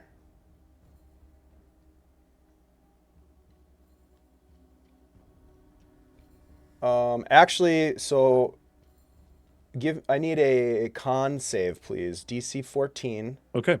And the Baned one is dead. Okay. DC 14 con? Yeah, yep. I have a 16. Okay, so I made a save. Woo. yeah. So from what I told you, subtract 9. 9 points of damage. Okay. It doesn't. So It only takes. 20 It looks like 9. it only takes the damage if it fails the con save. I got you. Yeah. Did you roll sneak attack damage in there? Yes, I did. So we only took 11. Oh, sorry, and then add in. Sorry, yeah, and then add in 5 more for the actual dagger damage, the bonus to the damage. Got you. Okay. So sorry about that. Yeah, that seemed a little light for sneak attacking Yeah. and poisoning and okay, very good. Yeah, so you bury a dagger in the rump of this Yeah, and then I'm lion gonna dragon. pull it out and hit him again with it Oh, well, wasn't because that I get nice? 2 attacks. Yeah, do it. Yeah, I'm assuming this Stabby one's with stab. advantage as well. But I won't get the sneak attack. That's gonna hit a 15 on the die plus 9. Yep. So Yeah, this will good just hit. be the dagger damage. I don't think the poison damage thing happens again. I don't know. I'll have to look at that. But anyways, we'll just go with this. Okay. So it's going to be 9 more points of damage. Nice. Yeah. Okay. And I'm no longer invisible. Yeah, right. Yep. So you stab in the rump of this ram, and like the leg kind of kicks out at you, as you hear the ram bleat in pain. It's this large monstrosity Now, when flailing away. Scott, when they're blind, and if you run away from it, they don't trigger an opportunity attack, do they? It would be at disadvantage. Okay. Yep. It would be at disadvantage because, like, I couldn't justify it actually getting a viable attack against something that's fleeing. But if you're in melee, because it says in the blindness condition that all attacks against you have advantage, all of your attacks have disadvantage. But to me, that implies melee attack. Like, I can't see something that's blind because it also says all checks that require vision fail. So that tells me it's blind, and there's no way it's going to run off the road and see where you are and then attack with disadvantage. Like, that's hinky. But it if kind you're of in knows there where meleeing Ming. Yeah, because right, like it just got it. stabbed in the ass. So you can bet he's gonna, And I already used my bonus action, so I can't use that to disengage. But you know what? I think I'll chance it, and I'm gonna try to use. Well, no, I probably used most of my movement to get there. I'm just gonna stay put, hoping that it will miss me if I can. Yeah. Dodge its attack. Okay. So I'll stay put where I'm Fair in enough. melee You're gonna range. tank it out, huh? Yeah, I guess so. Yeah, nice. I love it. Bad Okay. decisions. Bad decisions. Yep, we're making them. Chimera 2 already had his turn. Kai 1 is dead. Bull, you're up. You're 30 feet up the road. Up the road, and so it's basically me and then Chimera, and like where in relationship to the Chimera is. So the Chimera is behind you off the road. Yep. If you turn around to face, it's on your right. Okay. Which is the kind of the eastish side of the road. And he's a good, 20 feet off the road, and you see Ming, who has just attacked it, standing kind of off to the rear of the animal, of the monstrosity. So line of sight, I can see the Chimera, and Ming's not in my way. No. Okay. No, it's a large monstrosity, so you wouldn't have any trouble hitting it with the ranged weapon or whatever. And you're Yeah, probably 40 feet, give or take, because it went off the road, but right, also somewhat towards you, but you ran 30 feet. right, So, exactly. yeah. Okay. Um, what Bull is going to do is he's going to use his movement first. Okay. So, and technically he's not engaged with the animal, so he's Correct. going to take his 30 feet of movement. So now he's 10 feet, give or take. no, in the other direction, Further away, further away, 70 feet, give or take. 70 feet away. And then he's going to do 2 lightning bolts at the animal. Nice. Dex 15 check. Dex 15. And I presume that's probably at disadvantage, probably because No, blindness doesn't affect that. It's any checks that rely on sight. That well, you know what I'm requires going to do sight. though, Scott, just because I want to, I want to use a second luck point, Okay. and we'll see. You're gonna make him fail, hopefully. Yeah, well, You we'll can. see. If Okay. it says whenever you make or when an attack roll is yeah, whenever you make an attack roll ability check, or actually yeah, can I don't think I can do that though. I don't know with luck points. I don't have it open in front of me, but yeah, I think those are only applicable to you. Like you can only affect your rolls. I think you're thinking of like wheel or woe or what is it, augury or something. I forget, but there is a divination thing that you can. But you know what I can do, and Yeah. I'm gonna do it right now. I'm gonna roll my 2 portents. Yeah. And you can make me use one of them. I rolled a 13 on the die, which is a 17, which is a save. So I'm gonna make you use an 8, which I just rolled in. Okay. That puts me at 12 because I get a +4 on con. And so I think that's a fail. Okay, so hit me with some 2 lightnings. Ugh. Is that a spell or coming? What's doing that? 2 lightnings. No, but I have 2 attacks. That's why. Oh. So you're gonna have to make a second roll here, but let me give you what your damage is first. So this is coming from my staff of power. Where did you get the staff of power? I don't like it. So 33 damage. I really don't like it. Yeah. 33. Okay. Yeah. And then let me just see here. Hold on. That's a serious lightning bolt, man. Ming, your hair's like again. Let me roll my other. So when you finish a long roll list, roll 2 d20s and record the numbers. You can replace any attack roll. So let me roll the other d20. So that's a 13. And so that's my other portent roll. But so you roll another dex save because I'm gonna do another lightning with the bolt. Staff. That is tremendous. That is a 14. So that saves. Because is that a 14 total or is that a 14? 14 Okay. total. So that fails. Okay. What was your DC? 16? 15. 15, yeah, that does fail. And let me roll my other 41. 41? 41 damage? 41 damage. Jesus, Lord have mercy. 41. That's 111. Ouch. Yeah, this thing's looking really bad. So, Ming, your hair is standing out and staying out. You're right beside something that just got dealt 73 points of lightning damage. And its fur is like smoldering. You smell cooked meat, burnt, chitinous scales. This thing is charred and it's still alive and it's in a rather foul humor. And then humor. I'm gonna use my extra. I'm gonna use. So I'm a fighter. And so I had 2 attacks. So Yep. those were 2 attacks. But I think I got one more attack. I can do. You get a second wind? Can I do action surge? Or action surge? Yeah, you can do that. Okay. So I'm gonna action surge. I'm gonna do It's a another bonus action, right? It says you can take 1 additional action on your turn. Right, but I mean to use it as a bonus action, isn't it?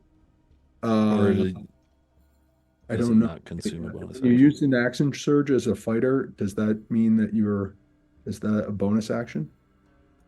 Yes. believe it is. Yeah, so you spend your bonus action to use Action Surge, which gives you an additional action. So you can I attack a third time? Yeah. So I'm gonna attack a third time. Yes. And I'm gonna do. I'm gonna not use my staff, but I'm gonna do another lightning bolt that is just a 3rd level spell. Oh, you just do it. Okay, good. Thanks for researching that, Dave. So I can't remember. I have a bonus action as well. Sure do. Yeah. Right, but I'm going to use my 3rd action to do a lightning bolt Dex 15 check. All right. That is a 12 total. So another full charge of electricity. And I can tell you right now, it's going to cook this thing to death. Another 24 damage. So if you want to give us a description of how you... Yeah, so Bull is clearly at this point, he all of a sudden blips like in full screen because once his invisibility goes away, once he starts attacking. And then all you see is from like both hands, like just blasts of lightning that are actually kind of like, it's almost like, God, what was that movie, Marvel movie, where it was just like massive blasts of lightning that are just shooting from his hands, and kind of one goes to one of the heads, it's got 3 heads, right? Yep. One goes to the other head, and then he lifts his toe, and he's got another one that comes out from his foot, and it goes out to the 3rd head all at the same time. Ouch. Yeah. So this thing crisps like bacon. A lot of bacon, and falls with a thud at your feet, Ming. And your hair, like you're thinking, I don't know that I'm ever going to be discharged. Woo! Like don't anyone touch me right now. It's like, remember when you were a kid and you wear hard sole shoes in the library? Yeah. Right. Yeah. You walk around shocking girls. Like there's a little bit of like Yahoo Serious hair and like a little bit of smoke that's just kind of coming out of his ears. Because you've been a bystander for 4 significant lightning bolts. 1 came from the gnome's gauntlets, and then 3 just came out of the barbarian. He's got a little spring in his step. Front and center, man. You're like, talk about like maybe it's the day to buy a lotto ticket. I'm feeling fortunate. Yeah. Missed being struck by lightning 4 times. So all grows quiet on the road, except for the sizzle and pop of cooking electrocuted chimera. Let's take this opportunity to take a quick 10-minute stretchy bio, get a little beverage refill, a snacky, if that's your thing. We'll come back in about 10 minutes, and we'll come back up the road toward Piney Crag because, total random encounter right there. Yep. All right. We'll see you shortly, about 10 minutes. Thanks for hanging out with us today.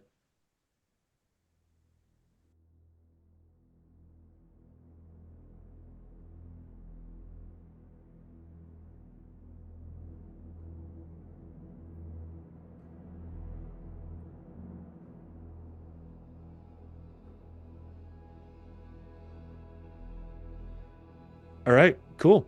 It's kind of like hot racking in the Navy, right? When you're in a submarine. God, that would be awful. I don't want to sleep in some dude's hot racks and hot mics. Is that what this stream is about? Hot bunking. Yeah. Hot racks? That's the episode title. Yeah, hot racks and hot mics. Yeah. All right, I'm going to step off for a couple minutes. We'll see you all at about 3:25. We'll get back at it. Sounds good. Thanks, everybody. That could have been bad. I mean, for Ming, it was pretty bad. Like I got hit hard. I'm down half hit points. Bull lost 45 hit points. Yeah, that was rough. These encounters are. I figured I would kind of go full out and just try to take the thing out because otherwise, if you rolled bad on your save, then it wouldn't be blind, right? Because don't you check your concentration? Yeah. That was some serious damage that Bull put out. I mean, Bull and Illith, huge. Yeah. Well, there were some bad rolls by Scott too. Yeah. I also forgot to use some smites. I could have smited, but I didn't, so I got to remember to do that. I know. paladins. There's a lot of stuff on my character sheet that it's complicated. Yes. Yeah. When you're not using stuff frequently, it's like, what do I got? Right. Yeah. I mean, these are high level PCs. So, but super fun. Every time I look at the character sheet, I'm like, oh, I have that. No, Cool. Exactly. All right. And thank God for the chat keeping us in the advantages. Otherwise, that would have been rough. I'm gonna step away from it. I'll be right back.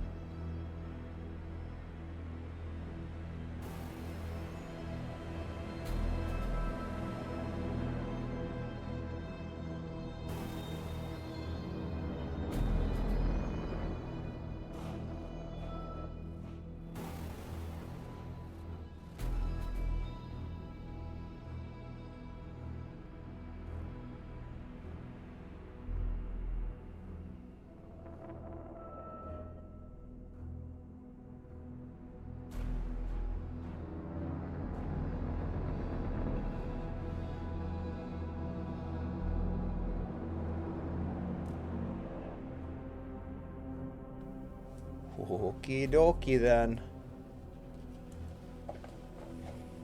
I got to remember to use Smite, Super. a little feature that my character has called Smite.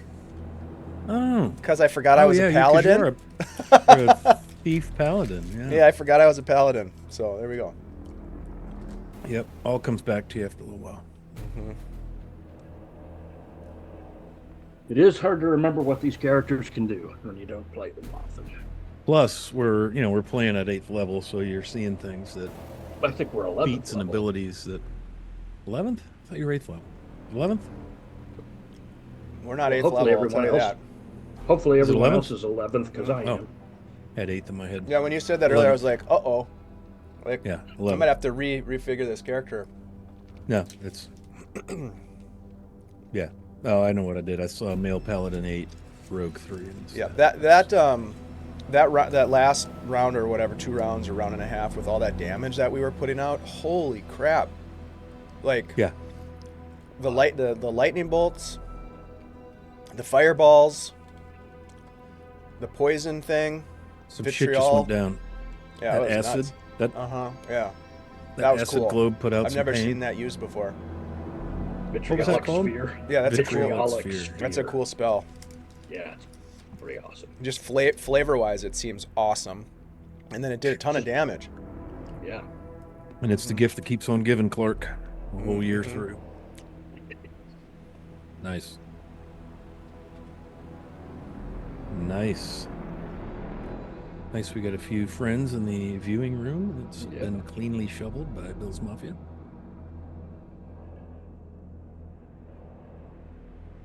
Three more hours to go time. Sure, that'll be fine.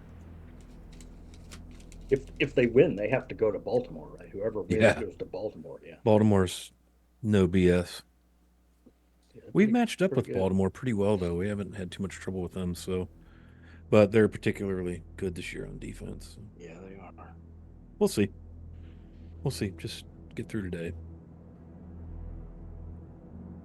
So how does being a football fan work? Do you keep track of your own team, but then you're also watching the other teams? Is that what you're doing?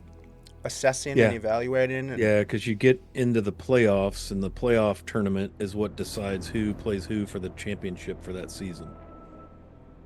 And so first thing you got to do is win enough games to get into the playoff tournament, playoffs, and then you got to beat, win in advance. If you lose, you're out once you're in the playoffs. And then so if you you're win the watching your team championship, and if you win the championship, are you a Super Bowler? that's the Super Bowl, the championship of the NFL. So it's mostly strikes, not very many gutters at that point. Correct. Yeah. You try to play gutter-free football at that point. Yeah. Yep. Interesting. Yeah. You learn so All right, much we're all here back. on the secrets of Flanaess, Yeah, we're learning You sports do. ball You really and do. how to successfully repel a pair of chimeras. That Should we get again, back to this it? is the direct. Yeah, this is the direct result of random encounter rolling using, what's that guy's name with the X? Xanadu. Xanathar's Guide to Everything. Xanadu. Xanadu. Little rush. Okay, welcome back. We're back. We're gonna do stuff. So there are 2 dead, pretty well sizzled, cooked. There's a lot of meat laying around. There's also a dead moose off the road. Apparently, Ming, you happened upon their kill. And if it's one thing you never want to do, as Tanwal will remind the group, is never mess with the Chimera's kill. Yeah. I mean, we learned that the hard way. I took a lot of damage, by the way. Thank you for that. That was fun. Yeah. So what do y'all do? It's I believe the last time we marked the passage of time, it was midnight. So we'll say it's 12:15 because we only went about 3 rounds. Now we're kind of in cleanup mode. Before anyone, likely Elith, stumbles into it, I will dispel the moonbeam. The moonbeam, yeah, that would be good. Looking around, I mean, I'm actually not doing too bad, but looking at Ming again and Bull, perhaps this might be a good place. Perhaps we should take a little bit of a rest. Yeah, how does Tonwall and Scar look? Scar got bludgeoned by the by the ram's head on the second chimera, but he's okay. It was just a, glancing blow. I'll cast Cure Wounds on Scar if needed. Oh, nice. Yeah, he will come over to you and a little animal husbandry. Kind of lean on you. Mm-hmm. Hey, buddy. It's gonna be okay. Here, come here. Oh, what a good boy. Good boy. Oh, you're a good boy. You're the best boy. He flops down on his side. Oh, he scritches. Oh, he likes this. Hey, Conwall, he really likes this. What a good boy. She's like, careful where you scratch. Oh, of course. Very professional. Like he's just like, Cure Wounds. Nice. Thank you. That may have been the first time you've seen like Ming sort of with a joyful sort of countenance, but. How much damage are you repairing? Oh, that's a great question. Replacing. I like Is that 2d4 plus 2? It's actually a d8 plus 5 for me. D8 plus 5. Oh, that's right. I've got and I rolled an 8, so it's going to be a total of 13 healing for the pup. He's healed. He's healed. He whines and gives your face a few big wolf licks. And Tonwall throws him a couple scraps. Mighty obliged. Thank you. That was quite a shot he took from that nasty thing. I'm going to get these corpses off the road, or this one. Does anyone else need healing? I was just going to ask you that. Bull definitely needs healing. Yes, same. Bull, I'll give you a Cure Wounds. Oh, I rolled this die. Now, this die is hot. I should have been using this, but it's only a D8. 13 for you, Bull. Be a good damage die, though, right? Yeah. Bull says thank you.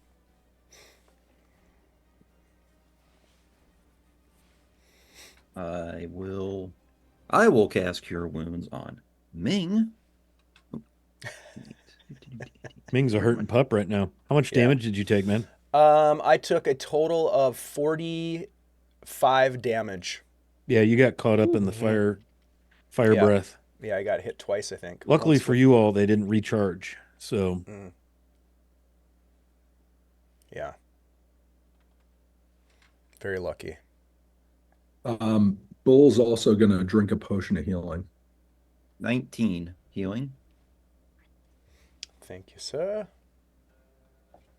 Tonwall gets busy using Scar to pull the corpse of the Chimera over to the other Chimera. And just kind of tidy things up, and she'll go over and have a look at the moose. How are we all doing then? Yeah, I was going to ask Bull. Are these creatures native to this region? Have you encountered these before? Or is this strange and odd and unexpected? I guess I would nature, yeah. How far away is Crystal Mist Mountains? That's a good hike. That's the other side of Stirich, right? Yeah, it's pretty far. So I would say 22. Yeah, I mean, these to be the type of thing that inhabits mountain passes, and they usually like to ambush. And right. So Bull says, yes, we have those. We have these at home. They're unusual creatures. They usually come not in packs, but usually they are isolated. To have two of them at the same time, very unusual. And Nada will add in that they're called chimeras. They're quite nasty, as we've seen.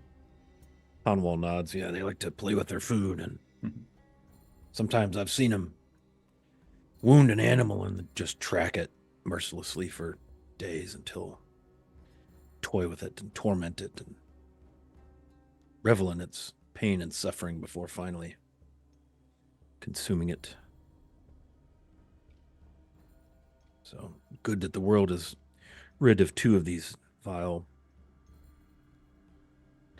things.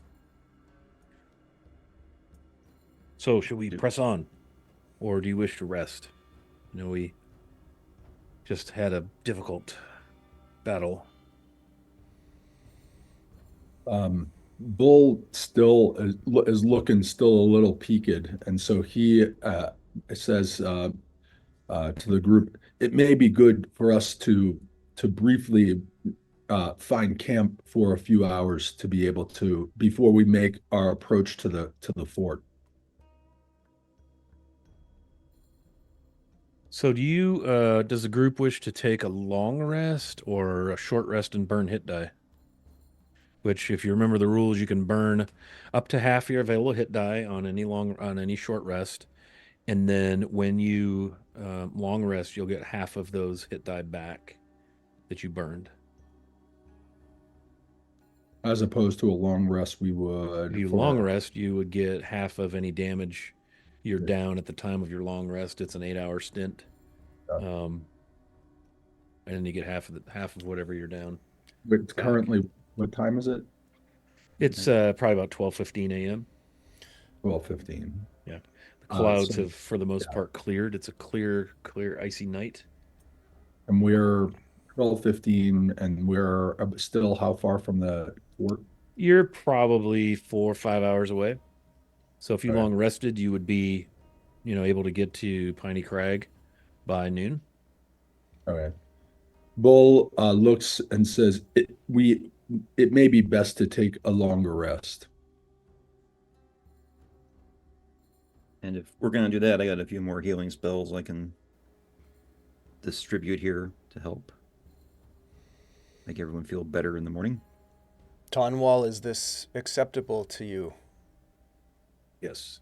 I was going to have a look at this carcass to see if anything is salvageable on this moose. That's good meat. We could take it with us to the crag. So why don't we make camp? I'm a little nervous about a dead moose. I wonder if we should move on just a bit, and maybe just leave it. Cut the back straps. Dragging bait with us. I'll help you. Pack those away. Let's pack them out, and I agree. Let's camp a ways from here, but if we must rest, then it shall be so. Very well. So she pulls out a very fine-looking dagger of dwarven construct, and you and she can work together to pull the back straps out, the loins. Yeah. And it probably goes without saying, but I will say it anyways. I do grab my dagger that went askew. Yes. What are the rest of you doing? It wouldn't take long to pull the back straps and get them wrapped in cloth and stowed. What can anyone prestidigitate? Well, I can do that. Yes, Elith, would you mind rendering these backstraps scent-free, please? We don't wish to lure any other hungry creatures to our location. I can do that. Of course I can do that. So I'll cast prestidigitation. If you have the time. Very well, thank you. Well, perhaps we should make haste and find a camp, suitable place to rest. Bull nods and go ahead. Not in agreement with him, and kind of looks more just like towards her as to saying like lead the direction, kind of in agreement, but while she was getting the back straps off, she cut a chunk of the rump off the moose and gave it to Scar to eat. Then got the back straps, got them wrapped in cloth. Elith prestidigitated. They're packed away, and she leads on up the road, moving quickly. Not quite dashing, but moving quickly, knowing you're only going to be marching for maybe half an hour. And she leads you to a place where you are able to get up kind of elevated above the road and off the road, have some cover from trees, and find you a suitable place to camp, and you are all able to make camp. I will take first watch. I was unharmed in our skirmish. We probably only need 2 watches. Bull offers to take the second watch. In fact, why don't all of you rest and I can set Scar? He will look over us. Before we rest, I'm going to everyone who's wounded, have them gather around. I will cast. Line up. Yeah, line up. I will cure a mass cure wounds, which was 16. Oh, yeah. 16? Nice. Oh, yeah. Thank you very kindly. Now how are we all looking? Much better. Still, I can do a little more if we need it. I don't look my best, but I do look much better. And you will get, whatever you're down, you'll get half of that back in the morning. Right. Yep. So you'll be closer to full, just as a reminder. I'm saying if How are you looking? I'm fine. Bull will take, if you got anything more, he'll take it. Then for you, my large friend, I shall give to you. Oops, nope, out of those slots. So we move down to 4th level. How about?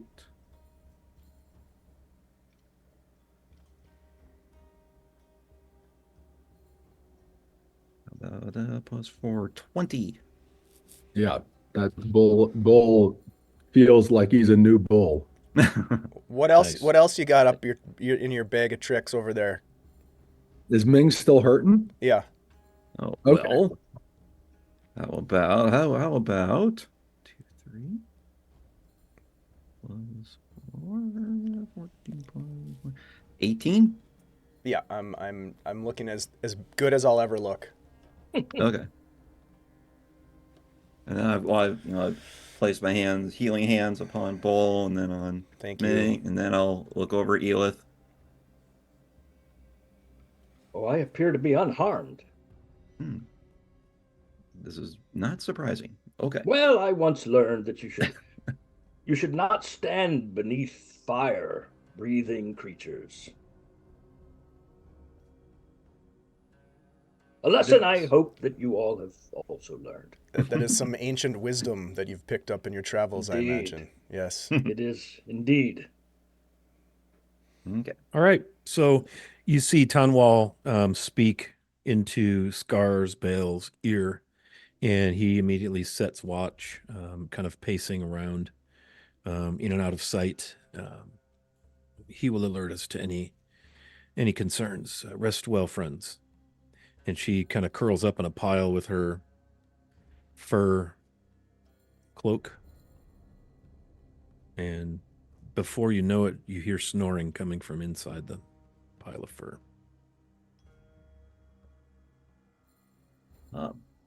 I will place that the thermal cube I have kind of where a campfire would be.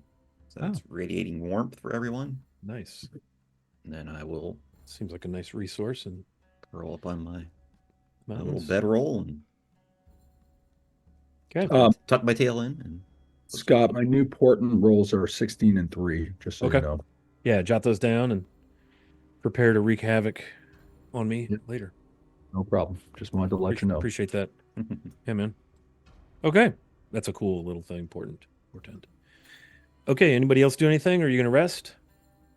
Yeah, Elith is going to grab his book, and he's going to start studying that, and then when he's done with that, he's going to also rest for the night. Okay.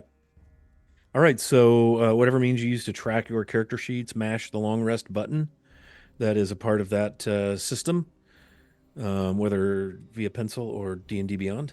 And we'll awaken at 8 a.m.-ish, 8:30, 8:45, whatever, 8 hours.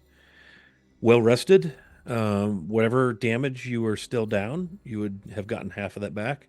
I don't reckon anybody used any hit dice yesterday. And so it's the next day. Spell slots all restored.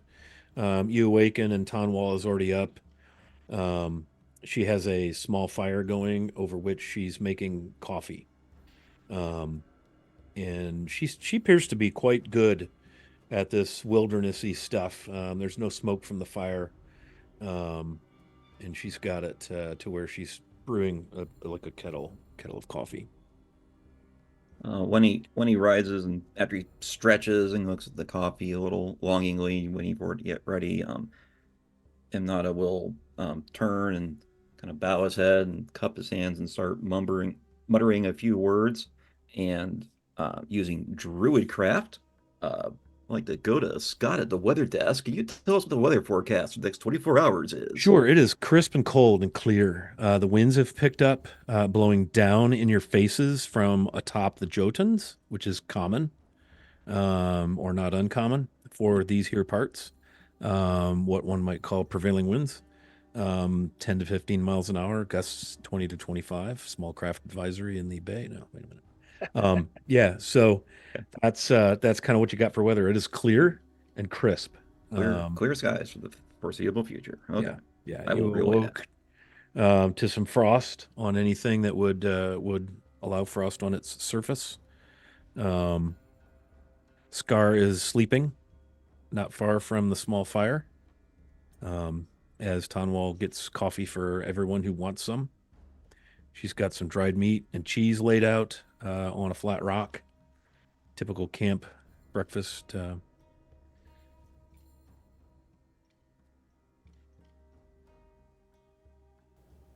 think Ming would probably begin his day like he does often, in prayer to Zanye, the supreme mistress of petals, and asking for her continued guidance along the path. Is that like rose petals or bicycle petals? Rose petals, actually, more of like a lotus, a black lotus petal. Nice. You can look at your arm. Is that like an alpha edition Black Lotus? Yeah. It's pretty valuable.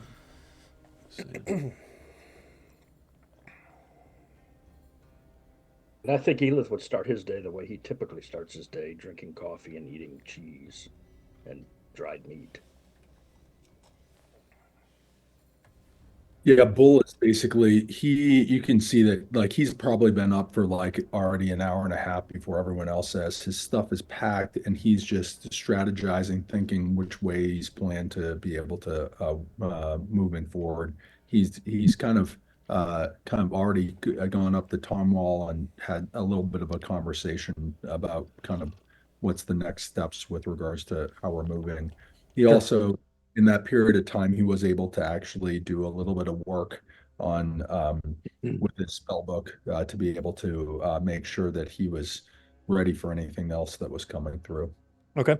So she explains to you all as you're just kind of doing the morning routine, describing Piney Crag. It sets again on an open granite promontory about 60 feet above the road. Looking out, the fort itself faces back toward Headwater, so back up the road, if you will, is its main front gate view. 2 towers. There are palisades, wooden palisades that surround the 120 by 120 square, just a plain barren fort. There are 4 towers, one at each corner, 20 feet by 20 feet tall, and then 2 on either side of the front gate. So it's well fortified, easily defendable. Typically the staff, 24 soldiers, which include a commander and 3 captains. And there is a small group of clergy, priests of Pelor, for obvious needs out here in the wild between healing and any unfortunate, loss of life. So 2 priests and 2 acolytes. So there would be like a small dwelling devoted to the worship of Pelor, whether not a church or a temple, but a field temple. And that's it. They hunt for their subsistence. They trade and purchase for greens and grains and beverages. And it's an outpost that serves to protect and alert Headwater of any issues relating to this region, the Jotuns. They usually keep 32 horses in a stable on site. And there's been a pasture that's cleared below, about a 300 foot by 300 foot pasture that's just simple split rail fence down below. on the backside. And Do that's the they Piney know? Crag. Do they know Tarnwall? Oh yeah, she's their commander. Okay. These are Headwater militia Okay. who man this outpost. Yeah. With her leading the pack, like there's no issue with us like um uh they're being concerned of seeing her with 4 or 5 other people coming up. That it's No, not a if they big. see her, as long as she's not in shackles or being drugged behind you face down through the rocks, they would assume that you all are on the up and up. Okay. Yeah, absolutely. Uh, Yeah, she explains that she's their commanding officer.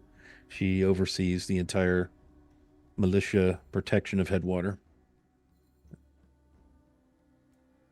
Scott, I got a question for you. I have Yep. Anna's map up on the overlay right now. Oh, great. Where in relationship to like Headwater, where is Piney Crag on this map? If you Yeah, were to, great. So it's southeast. So if Headwater straight up is noon, we're going 4 o'clock okay, straight across so that plains.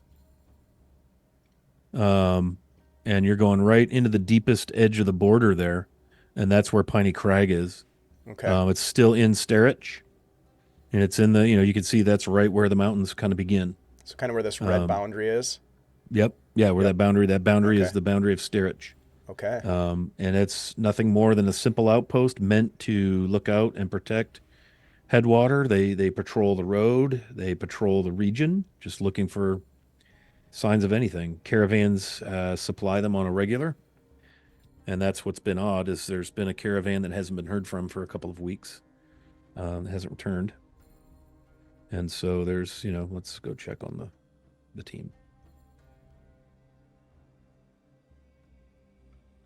So it's 8:39 a.m. clear, crisp, gray day, or sunny day, excuse me. And if you're ready to set out, you may do so. Follow the road further southeast, deeper into the foothills, into the real rocky, again, as I've described, the little canyons and crevasses and, things you're passing along the way, with the occasional, miles to Piney Crag or leagues to Piney Crag marker with Headwater livery and Sterich heraldry on the signage. She did put a sign in the ground that she showed you. She just roughly, kind of sketched it out or painted it out, simple wood, that said, what did it say? Chimera's kill. So she apparently named the site of the battle last night. She points that out as you make your way. Oh no, you're already away from there. She explains that to you that she put out like a wayfinder there, so that place will forever be known, at least by us, as Chimera's kill. To commemorate. So how far does she figure we'd be before we be within view? You're within about 4 hours. Yeah. But it's 4 hours to the keep, but how far until we're like within view of it? They can see. Well, you come out of the woods and it's just a mile of openness, and you can Okay. see it at that point because it's a mile off, and it's on a, Okay. It's way up on this rocky promontory, 60 feet up above the road level, so it's easily visible, and so are you. Okay. By design. Yeah. So you make your way, cruising along. It's quiet, uneventful. Ming, do I perhaps assume that you are out, ahead and above in bat form, or are you going to stick with them now that it's daylight? Yeah, I will, because of the way that this cloak of the bat works. I do not have that option during the day. It's only when there's dim light or darkness. I see. So, yep. So he really starts to come into his own when it's sort of the shadows grow long, kind of thing. But he is very stealthy. So he'll be sort of, careful footsteps. He's not trying to slow the party down at all, but just kind of keeping an eye on things as they move forward. Maybe in front a little bit. Well, I can continue to do the pass without trace. That's a good idea. I do also have the ability to fly ahead to kind of scope things out, but then we won't have to pass without trace because. but I can certainly do that if we think it would be. No, I think it's better to not have people know that we've been there, because then that may lead to, from the last battle where we were, people, it might be a problem. So I think honestly, it's better for us to just move forward with Pass Without a Trace. I guess the question would be, if we go into like stealth mode, then at some level, that's going to slow us down a lot. Yeah, and really broad daylight, unless you get off the road, you're going to have a hard time not being visible. Yeah. So maybe at this point, wasn't not even worth passing without a trace at this point. So yeah, maybe flying ahead, just to see it. I mean, if you can get some sort of a view of the stronghold itself, just to ensure that it's still in the hands of Tonwall's comrades, that would be helpful to know. Yep. I can certainly do that. We still haven't seen any guards on the road. No, and Tonwall has mentioned, like, you've seen signs of camp here and there. Again, a couple of times you've seen where either a caravan or the guards, and they seem to be kind of established places, like something like you'd almost expect, like along the Appalachian Trail, where people leave things for others and people camp. It's an established traveled roadway. So, the guards are up and down this all the time. So you've seen signs of that, but you've seen no one. And that has Tonwall kind of like, that's a little, like, she was expecting by now, being within, let's say, a couple of hours, that you would have seen or encountered a pair of soldiers, or maybe four. I mean, I think we've already established that some of us at least are hypothesizing that something might have happened at Piney Crag. This leads at least Ming to think, seeing Tonwall's dissatisfaction and maybe confusion at that, is leading him to think that maybe something bad did befall the forces there. So he might, he would probably mention that to his companions without Tonwall hearing, perhaps. Elith says to Tonwall, Tonwall, is there another way into the Piney Crag? No, I mean, unless you want to scale the face of the cliff. The road is the best way. I was thinking perhaps. And actually, the road is most concealed, if you're concerned. And she kind of looks at all of you, almost half guessing your concerns.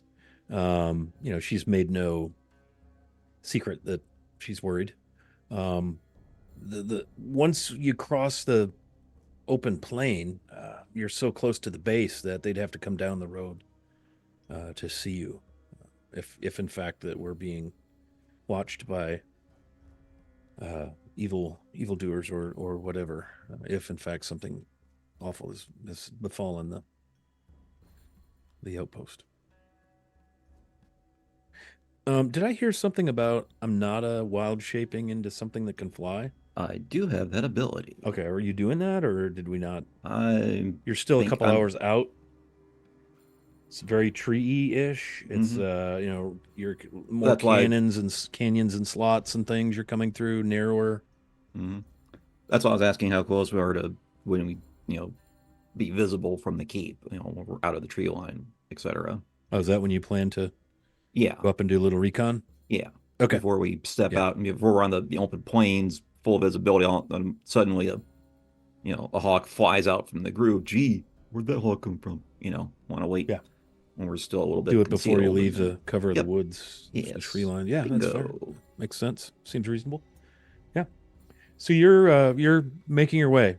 It's quiet, still fairly clear, sunny, crisp, cool. Can see your breath. And as you kind of round a bend in the road, and you see across the road, a couple of trees have fallen, just kind of askew. A couple of large fir trees, perhaps in a recent gale or windstorm. And Tonwall kind of, does the looking around suspiciously as you see them. What do you all do when you see these trees? As she kind of recommends that you stop. They're probably 30 feet ahead of you. I perceive. Present. Ming just whispers, looks like a trap. Bull uh, talks to whispers to Nada. This may be a good time for us to be careful, suggesting that maybe like this might be a time to use pass without a trace if that then we can actually go into become a little stealthy. Agreed, I whisper back as I rolled a hot dice, 9, 8, 27 for my perception. Yeah. So again, this area is a little bit narrower. You've got a couple of, rock pile, outcroppings and things. It's kind of in a fir tree area, copse of trees, and again, right along the road. A couple of them seem to have fallen across the road as if perhaps blown down. You're still a little far away to see the trunks of the trees to note, any detail. But yeah, it's quiet. I don't see like a big fat giant trying to hide behind the skinny fir tree and his belly sticking out and like no, that. as a matter of No? fact, you Okay. do not. Okay. All right. But I got a good And perception again, roll. if you harken back to the end of the Fellowship of the Ring, right? All the undulating, rocky, outcropping hills and things. There are no really clear sight lines across the horizon. Fir trees, just as Tonwall described that it would become as you got closer and closer to the fort, deeper into the mountains. Well, we're going to move forward. Let's move forward carefully. And I, again, take the staff of the woodlands and drive the bit tip into the ground and mutter a few words, and the shadows thicken around us, kind of emanating out. And if we want to move forward with stealth, everyone adds +10 to their roll. Okay. So how are you moving? Are you staying on the road? Are you getting off the road? I would suggest perhaps getting a little bit off the road if this is indeed a trap. Yep. Bull follows the lead and it says, "I think you were right. Off the road and careful makes sense in this situation." Okay. So describe off the road. How are you moving for? What's going on? Assuming we're in our marching order, Bull, Elith, Ming, I'm not a 10 wall. Do we all want to go forward or just a small scouting party of 1 or 2? I don't know. I think it would make sense for us to all move forward because we have the ability to all move forward in a way that's careful because of Nada. Agreed. And so we might as well all stay together instead of separate, because then if something happens, then we're in trouble. So I would say because we have the ability, it makes sense to probably stay together. And yeah, I don't know. I mean, I think at this, moving off to the side, you would be maybe 50, 20 feet off the path, something like that, 20 feet off the road. And looking for, if I get it, it's just there's kind of trees, but it's not like it's like completely overgrown scrub. No, it looks like a couple of trees have kind of fallen askew. Right. And they're large fir trees, so they're not, you'd have to climb. They're difficult terrain, basically, if you go over them. But they're blocking the road, right? They're across the road, yeah, absolutely. Yeah. So you'd have to climb over or climb under, depending on your stature. Ming's going to stay close to Imnada because of the effects of the spell, pass without a trace. But I think it's a 30 I foot really, tether. Sorry, I really want to also keep my eyes peeled for ambush or a trap, or like an actual physical trap of some kind. Sure. Okay. Yep. So y'all are going to stealth forward a little bit off the road, right side, left side. And you're going to stay as a party. Marching orders stays. Yep. Stay as a party. Maybe yeah, I don't think it matters right or left side. Maybe the left side off the road. Always go left, right, Chris? Yes, always choose left. Yeah, go ahead and so left side of the road. Go ahead and roll all your stealths. So let's get that figured out. How that's going. Applying all of your armor, Yep. debuffs and things, and then you got +10 for pass without trace. Keep wanting to say leave no trace from Boy Scout days. Elith got a 34. Ooh, nice. Ming got a 40. 40. 40. I forgot Ming. I've never rolled that high before ever. Wow. I thought 40. 34 was pretty good. Yeah. I thought 27 was good. Well, I have advantage on stealth, which is nice. Bull got an 18, but he's got a disadvantage on stealth, so that's 18. That's still, respectable. Yeah, still pretty good. We are the knight. We are the win, except for the occasional snap. Tonwall is off of Scar's back, and they are moving stealthily with the group. Not, the least stealthy among you appears to be Bull. Maybe here and there he steps on a twig. Or are you in metal armor, Bull? He's in heavy adamantine plate armor. Oh, Jesus, yeah. So even his oiled armor, a squeak here and a clunk there, or he scrapes along a rock, against a rock a little bit. That's why I've got disadvantage, but with an 18, but an 18 is still, yeah. But as a group, every time he scrapes, we all side eye him. Ming is like vaporized. It's like broad daylight. You're standing right in front of him. You can't see him. He's so stealthy. Like he's just standing there, like I'm not touching the twig on the creak of his armor is like the guy snoring on the plane. It's like deafening. Yeah, like God. Yeah. So you're moving along. Are you just trying to go around the fallen logs, fallen trees? Yes. Okay. We're gonna try to just take a little bit of a circuitous route. Yeah, and these are fir trees. So there's a lot of evergreen boughs and things across the road. It looks like a bit of a mess. Were they? I think I would just suggest. I know we said we're going to go left, but why don't we go to the side where the trunks are? Well, they're kind of both directions. Well, okay, all right. Then yeah, so you got we'll be you can able see to tell trunk this on is either natural side. or yeah. Or not. And Scott, I don't know what your thoughts are, but Ming, like I mentioned, wants to kind of just look for traps, look for signs of that this was intentional.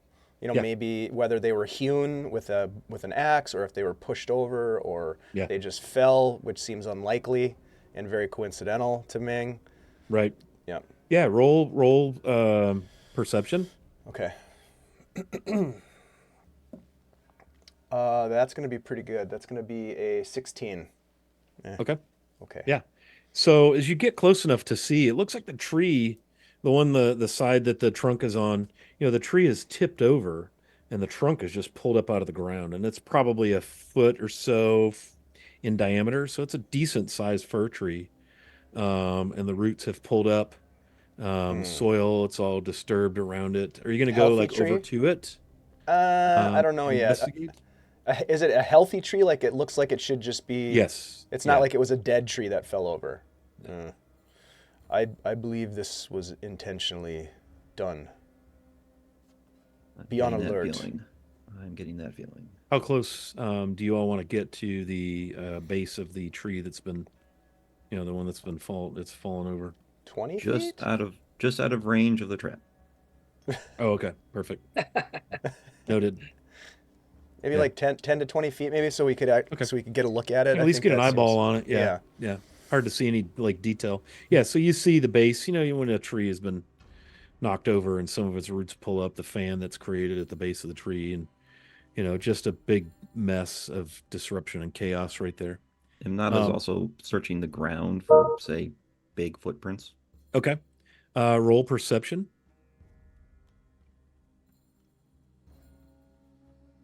14. Yep.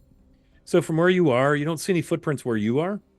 And of course, the further out from your location, the harder it is to see footprints in particular, because they're usually flat on the ground. I will ask, as you all hear a significantly loud kind of rumbling rock rolling on rock sound all at once, which seems odd because you're not really, there aren't like sheer walls for avalanche or anything, but yet as you look up, because it's coming from above you, you do see quite a hail of rocks tumbling down upon you. I'm going to ask you all to roll a DC 16 Dex save. I'm sorry, did you say a volley of rocks? Well, it's like a hail of rocks, about a 20-foot-ish gob of rocks just dropping out of the sky, which seems impossible because there aren't cliffs above you. Like, what on earth? Quite literally. I'll use my last advantage there. Okay. Man, I wish I'd quit dropping my dice. Golly, that's annoying. And Yeah. Especially I'm a gonna step on use them later. now I'm gonna use a luck point. Oh, that's going well. Doc, Use you're them rolling up, well, baby. buddy. 21. Hey-oh. There we go. It was worth it. I got a 19. 18 for Ming. 17. Ooh. So everybody went over DC 16, correct? Yep. All right. So all of you take half of 30 bludgeoning as this cylinder, about a Oh my 40-foot God. high of cylinder of rocks, drop on and around you. So 15 bludgeoning. Anybody who did not save takes 30. Yikes. How are Tonwall and Scar still with us? Scar is with you. He took some damage. Tonwall looks like she got smoked. She rolled a 1 on her save. Oh shit. So Smoked. she took 30. Yeah. She got hammered pretty good. So Um I'm sorry.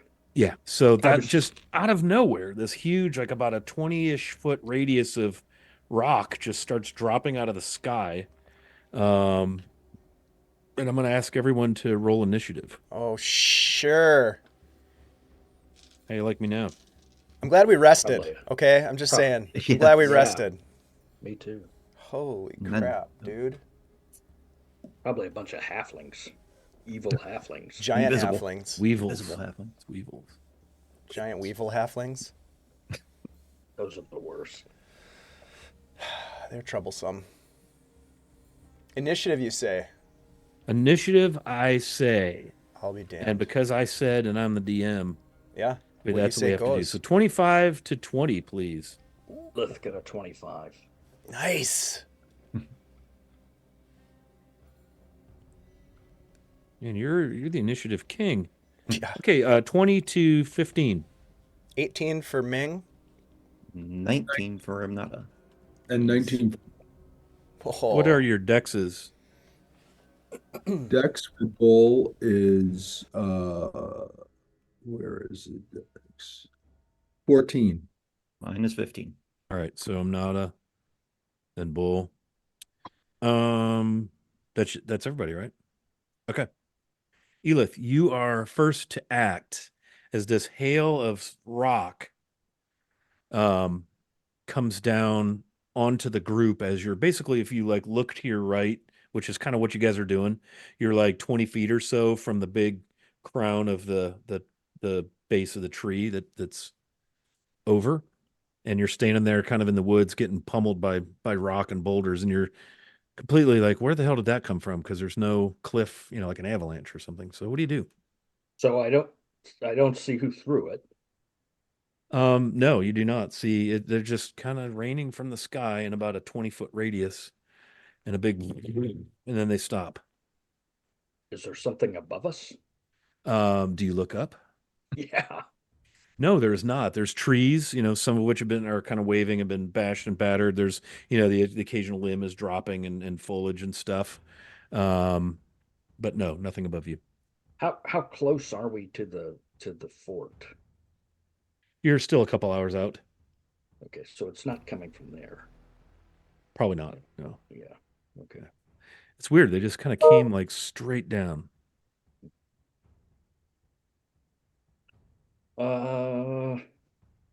Gosh, what am I gonna do? I see nothing. And Scott, what's on either side of us? So we're like You're in the like, trees, rocky outcroppings, and so forth. Yeah, again, think of that. The terrain is much like what you saw there with Boromir okay. and the hobbits and the orcs when Boromir was killed. And the stones are coming from like Straight directly. above. Yeah, like Moonbeam, only with stones and much bigger radius, 20-foot Oh radius. God, Moonstone. Stone beam, moon, stone. And the music got super intense too, so I'm Yeah, even it more did. nervous. Woo. Yeah. This is fine. Everything's fine. So what are you doing, Elith? Well, I am going to. Gosh, I don't know what I'm gonna do. I can't decide. Run! Can't decide. How close are we to those trees that fell? You're about 20 feet to the left of the base of the tree on your side of the road. And there's nothing over there that we can see. You see the base of the trees, just everything around you, but it's just out of nowhere. Apparently, these rocks have dropped upon you and bludgeoned you. Is there, I guess I'm going to move. No, I'm not going to move. Well, I am going to move, but first I'm going to cast. Scott, you've got us guessing, second guessing, and third guessing what we're going to do. Yeah. Congratulations, having sir. pain while you're doing it. It's delicious.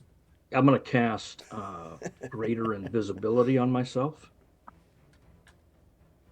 Not just any old invisibility, mind you. That's right. What greater invisibility? What's that do? Greater invisibility. Means you can move and attack and stuff and stay invisible. Yeah, Oh, that's pretty awesome. Yeah. Wow. Costs some spell slots though. That's what we plan to do. Okay, so you cast greater invisibility. So in your midst, the wizard vanishes. Oof. And then I'm going to move, and I'm going to move 20 feet towards the base of that tree. Okay. And So I'm you gonna run sway. over there. Yeah. Invisible. Invisible. Okay. What do? Just hang out? Well, I'm going to look around and see if I see what's throwing rocks at us. Yeah. Perception. Perception sucks. 11. But I'm invisible, if that matters. That doesn't help you see.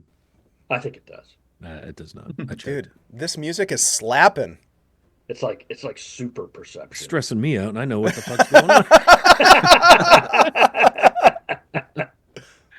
So 11, yeah. So you're standing there like waiting for the shoe to drop, right? Like what's going on? You don't see anything.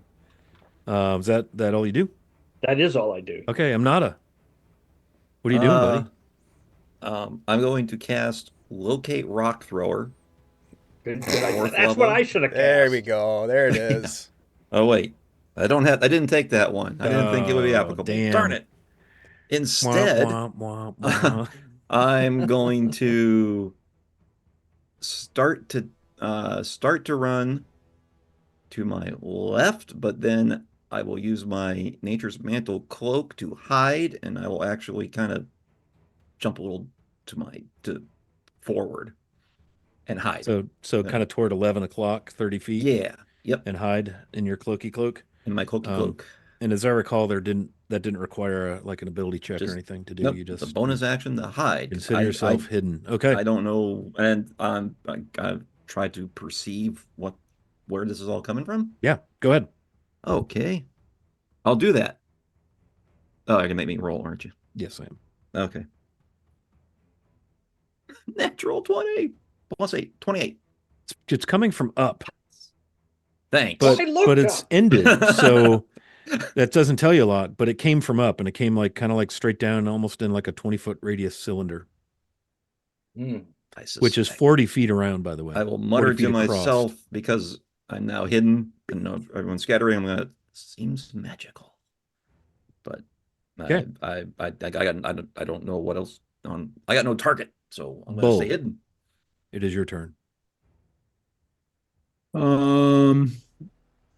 And am I still, so right now, Illith is blinked out. Totally. Illith has vanished. Elith has vanished, yes. Has vanished. And Imnata is no longer with us either. He ran up about 30 feet in the direction of 11 o'clock. Yep. And again, you're off the road. You're to the left of the fallen trees. Okay. And Ming is right next to me. As is Tanwal and Scar. Okay. Bull will cast invisibility again, and he'll touch Ming, and so now him and Ming are invisible. Nice.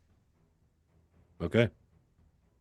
And then he will run up in the direction that Imnata kind of went towards. So he'll use his movement to go in that direction.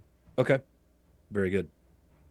So Imnata, you sense something large coming your way, and you hear the grate and screak of familiar plate mail adamantium armor, and you would surmise that Bull has become invisible. then And I will he's not coming in cast your Fireball at direction. him. Yeah. Okay.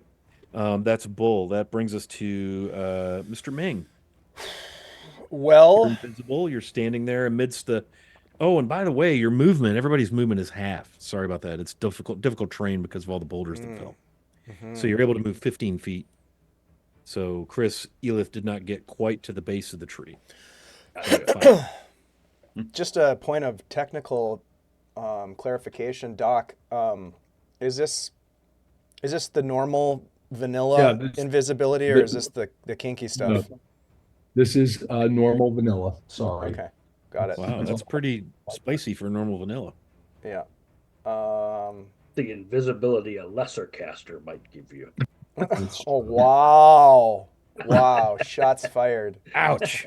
I'm Man. stalling Purple right now. as I Nurple from try the gallery over here. Yeah. Purple Nurple indeed. That's coming from 100 points of damage in a single, round of I action. think that was a fuck you, wizard rogue. Yeah. God. Just saying. Oh. All right. Lesser caster. Well, I don't want to cast a spell because that will give me away. It would end my invisibility. I am going to bonus action hide somewhere. Which suddenly became much easier. Yep. You're invisible. Yep. Yeah, where are you going to hide? You got about 15 feet of movement, right? Because you're a 30-foot mover. You got to navigate these rocks and debris that just dumped on all you guys. It's like a big gas dump truck just dumped rubble. I'm going to rethink that. I think what I'm going to do, because I already have the benefit of invisibility, I'm going to move half my movement because of the difficult terrain, and then I'm going to use my bonus action to dash to move another half of my movement to get out of, if I can, the difficult terrain, so I can get 30 feet from where I am. So that's my bonus action. You could do my that. Movement. If you go straight, it's a 20-foot radius Okay. from where your position is. Looks to have been centered right over the group. Yep. And then for my action, I will. Hopefully, my movement gets me like maybe next to a tree trunk or like somewhere that's. There's trees and rocks and things you can kind of. I'm going to take the dodge action so that any attacks against me in the next, in the next round would have disadvantage. Disadvantage. Okay. Yep, that's my action. Dodge. Sweet. So you go to the left and dodge. Okay. So the party's scattering. Well, Bull kind of went in the direction of I'm Nada. Elith went to the right. Ming went to the left. Roll perception, everyone. Yeah.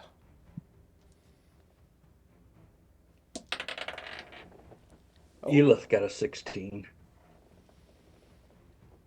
22 for Ming. 12. This is passive perception or just rolling perception. Oh, perception. Okay, sorry. 11. Okay. Yeah, so behind you, Elith, you hear some rustling. By behind you, I mean like across the road. And all of you kind of hear this, and you hear this roar, this bellow, as what looks like sort of a curtain, meshy like net that has like sticks and debris, like a camouflagey looking curtain, kind of like a wall of the landscape, kind of drops, and from behind it barrels out a huge, bald, hairless, kind of leather gauntleted, probably 10 feet high, huge bottom fangs, spittle, and he barrels across the road, and he's got this big honking chunk of lumber, Elith, that has spikes driven through it. So spikes on either side, going through it this way and through it that way. And this thing comes barreling across the road at you, and it's going to try to hit you with its I'm invisible. Spiky great club. Yeah. So it's coming across the road in the direction of where you're at. I forgot you're invisible. Too scary. Sorry about that. Just barreling, swinging away. Because Tonwall's visible. I'm not a go kid. Get Tonwall. So it's going to barrel across the road, and yeah, it's going to get to Tonwall for sure. And take a swing at her with this great club. Nasty looking thing. All of you would recognize this as an ogre. and all of you know how much love ogres have for anything that's not an ogre. So he's, just to clarify, he's got a 2x4 over his shoulder and he's doing this? Pretty Like much, yeah. Hacksaw Jim Hey, Duggan? welcome to the forest, y'all. Here's some Yeah. cookies. Except he's doing the opposite of whatever that would be.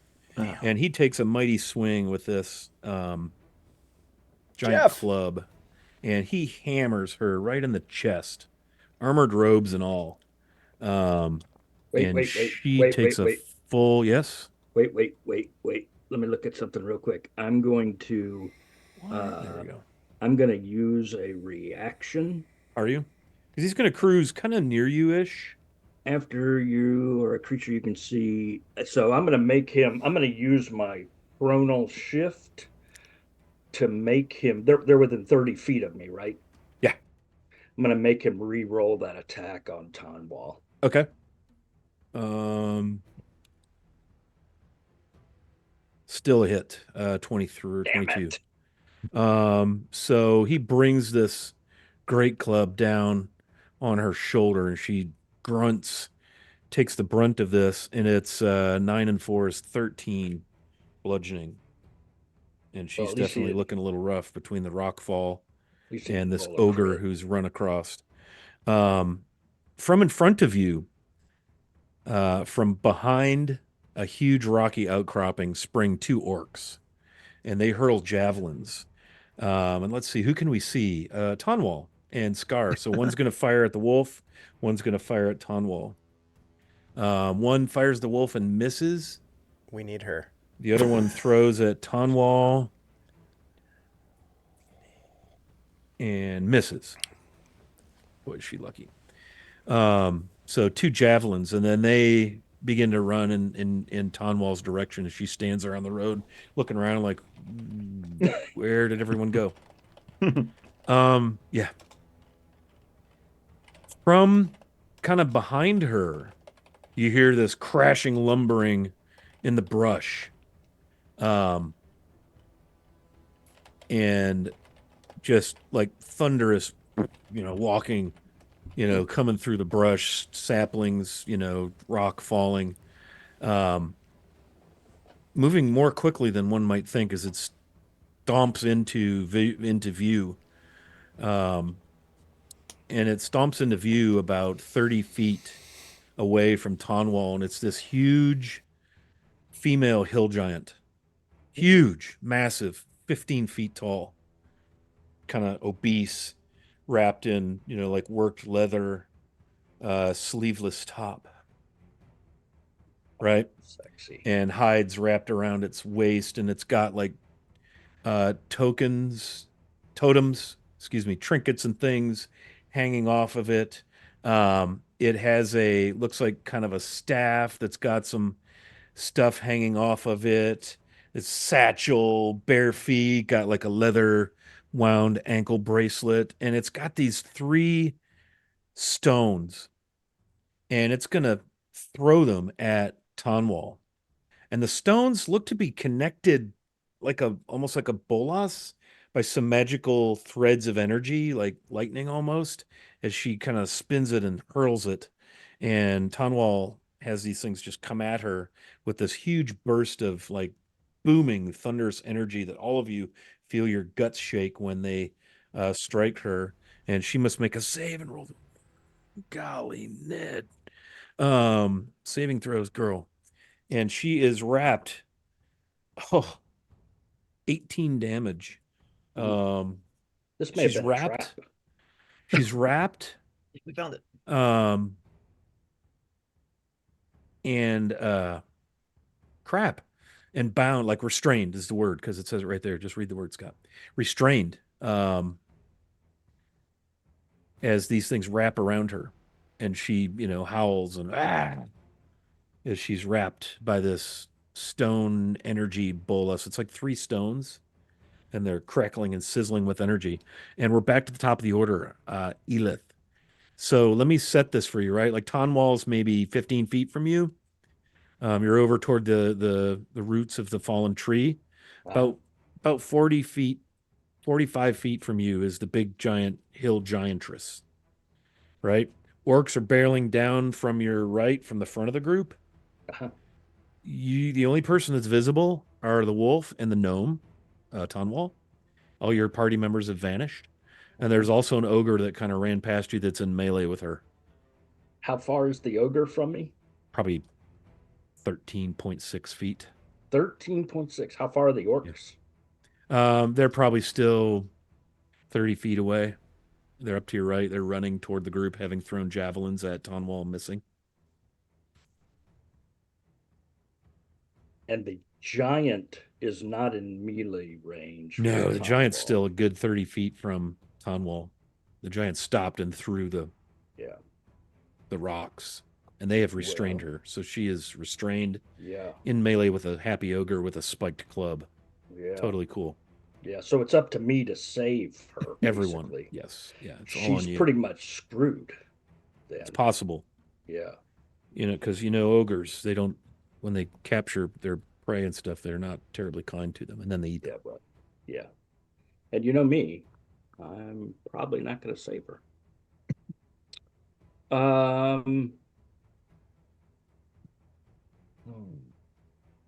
This ogre's just like, better make a nice meal, little one. Yeah. So it's ready to, strike again when it's its turn. So can't do that.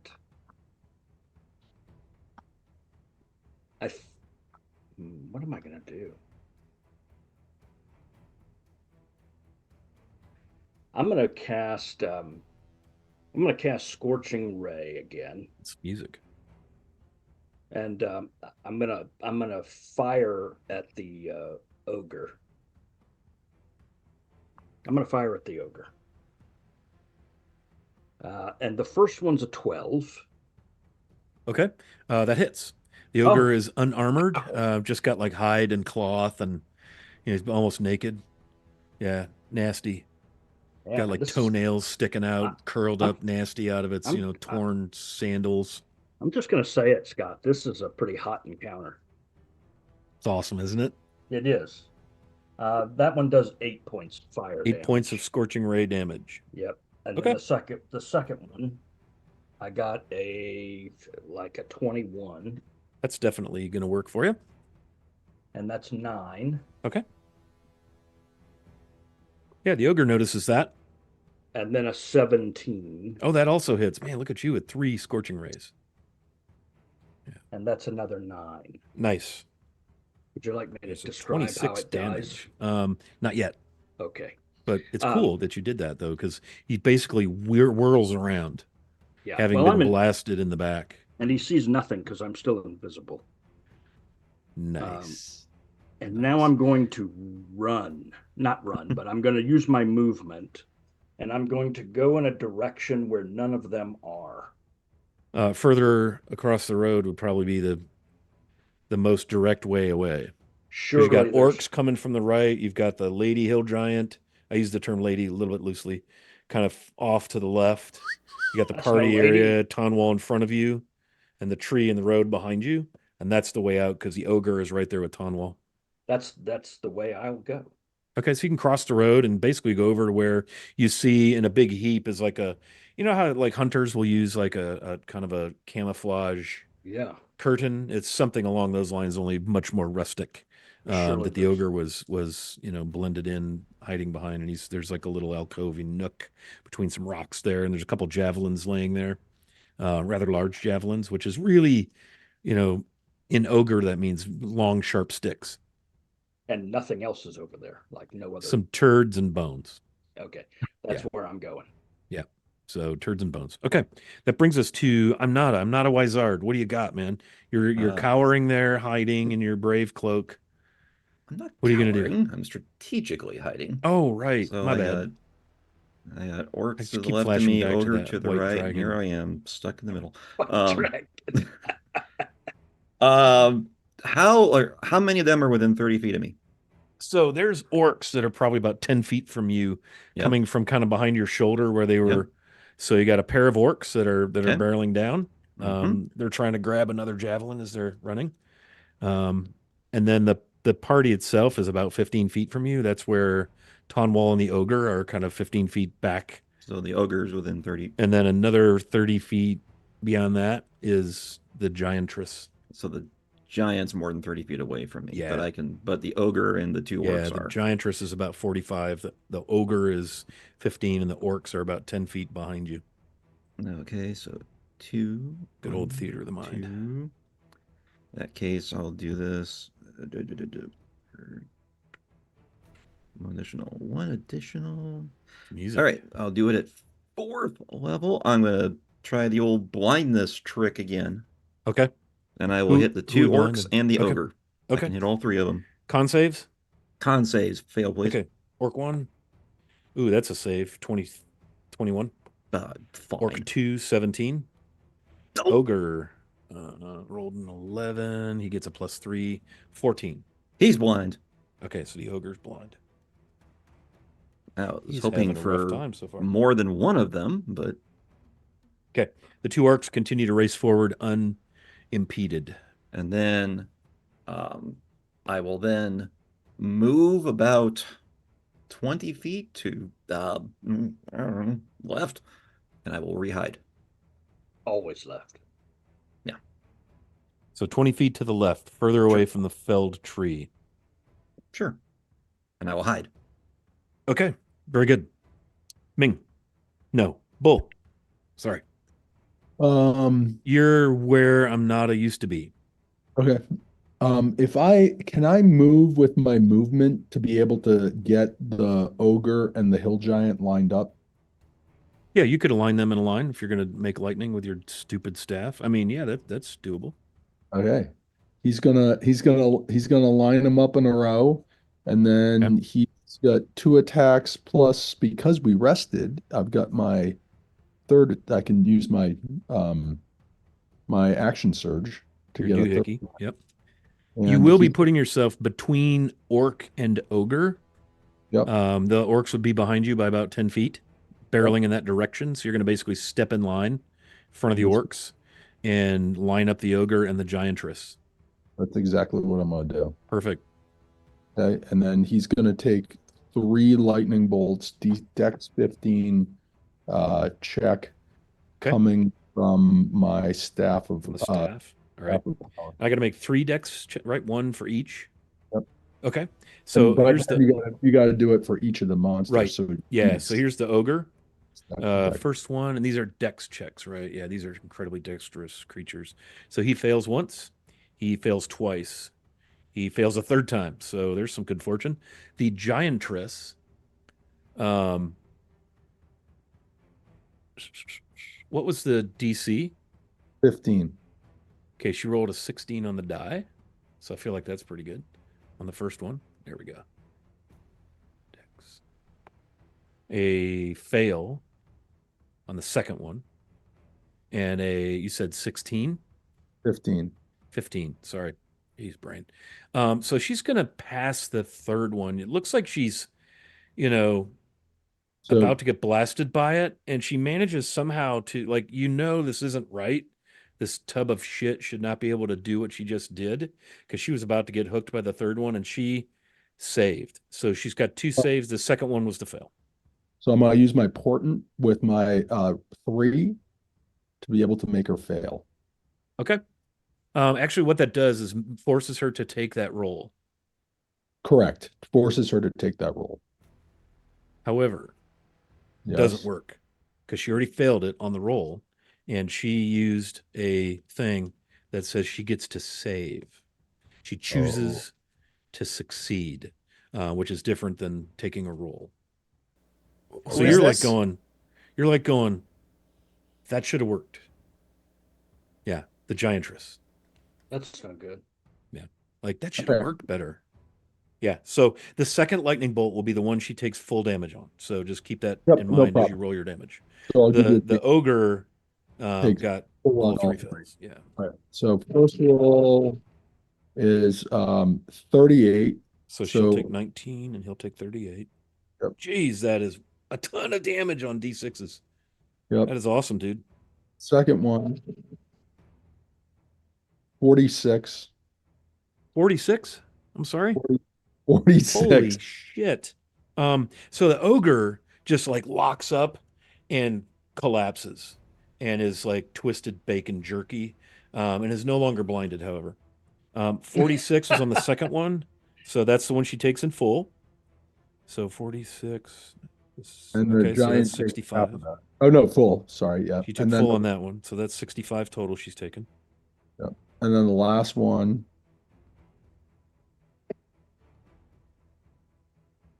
35. So 100 points of damage she just took. And she's standing there like really looking rather irritable. I love that picture in Discord, Dave. That's hilarious. With the 2x4. Looking really irritable as you just blasted her with that. Now, let me see. I just want to make sure I'm not missing anything. Okay. Is that your turn, Bull? Are you doing anything else really fun and exciting? I think And you're visible now, right? correct. I am visible.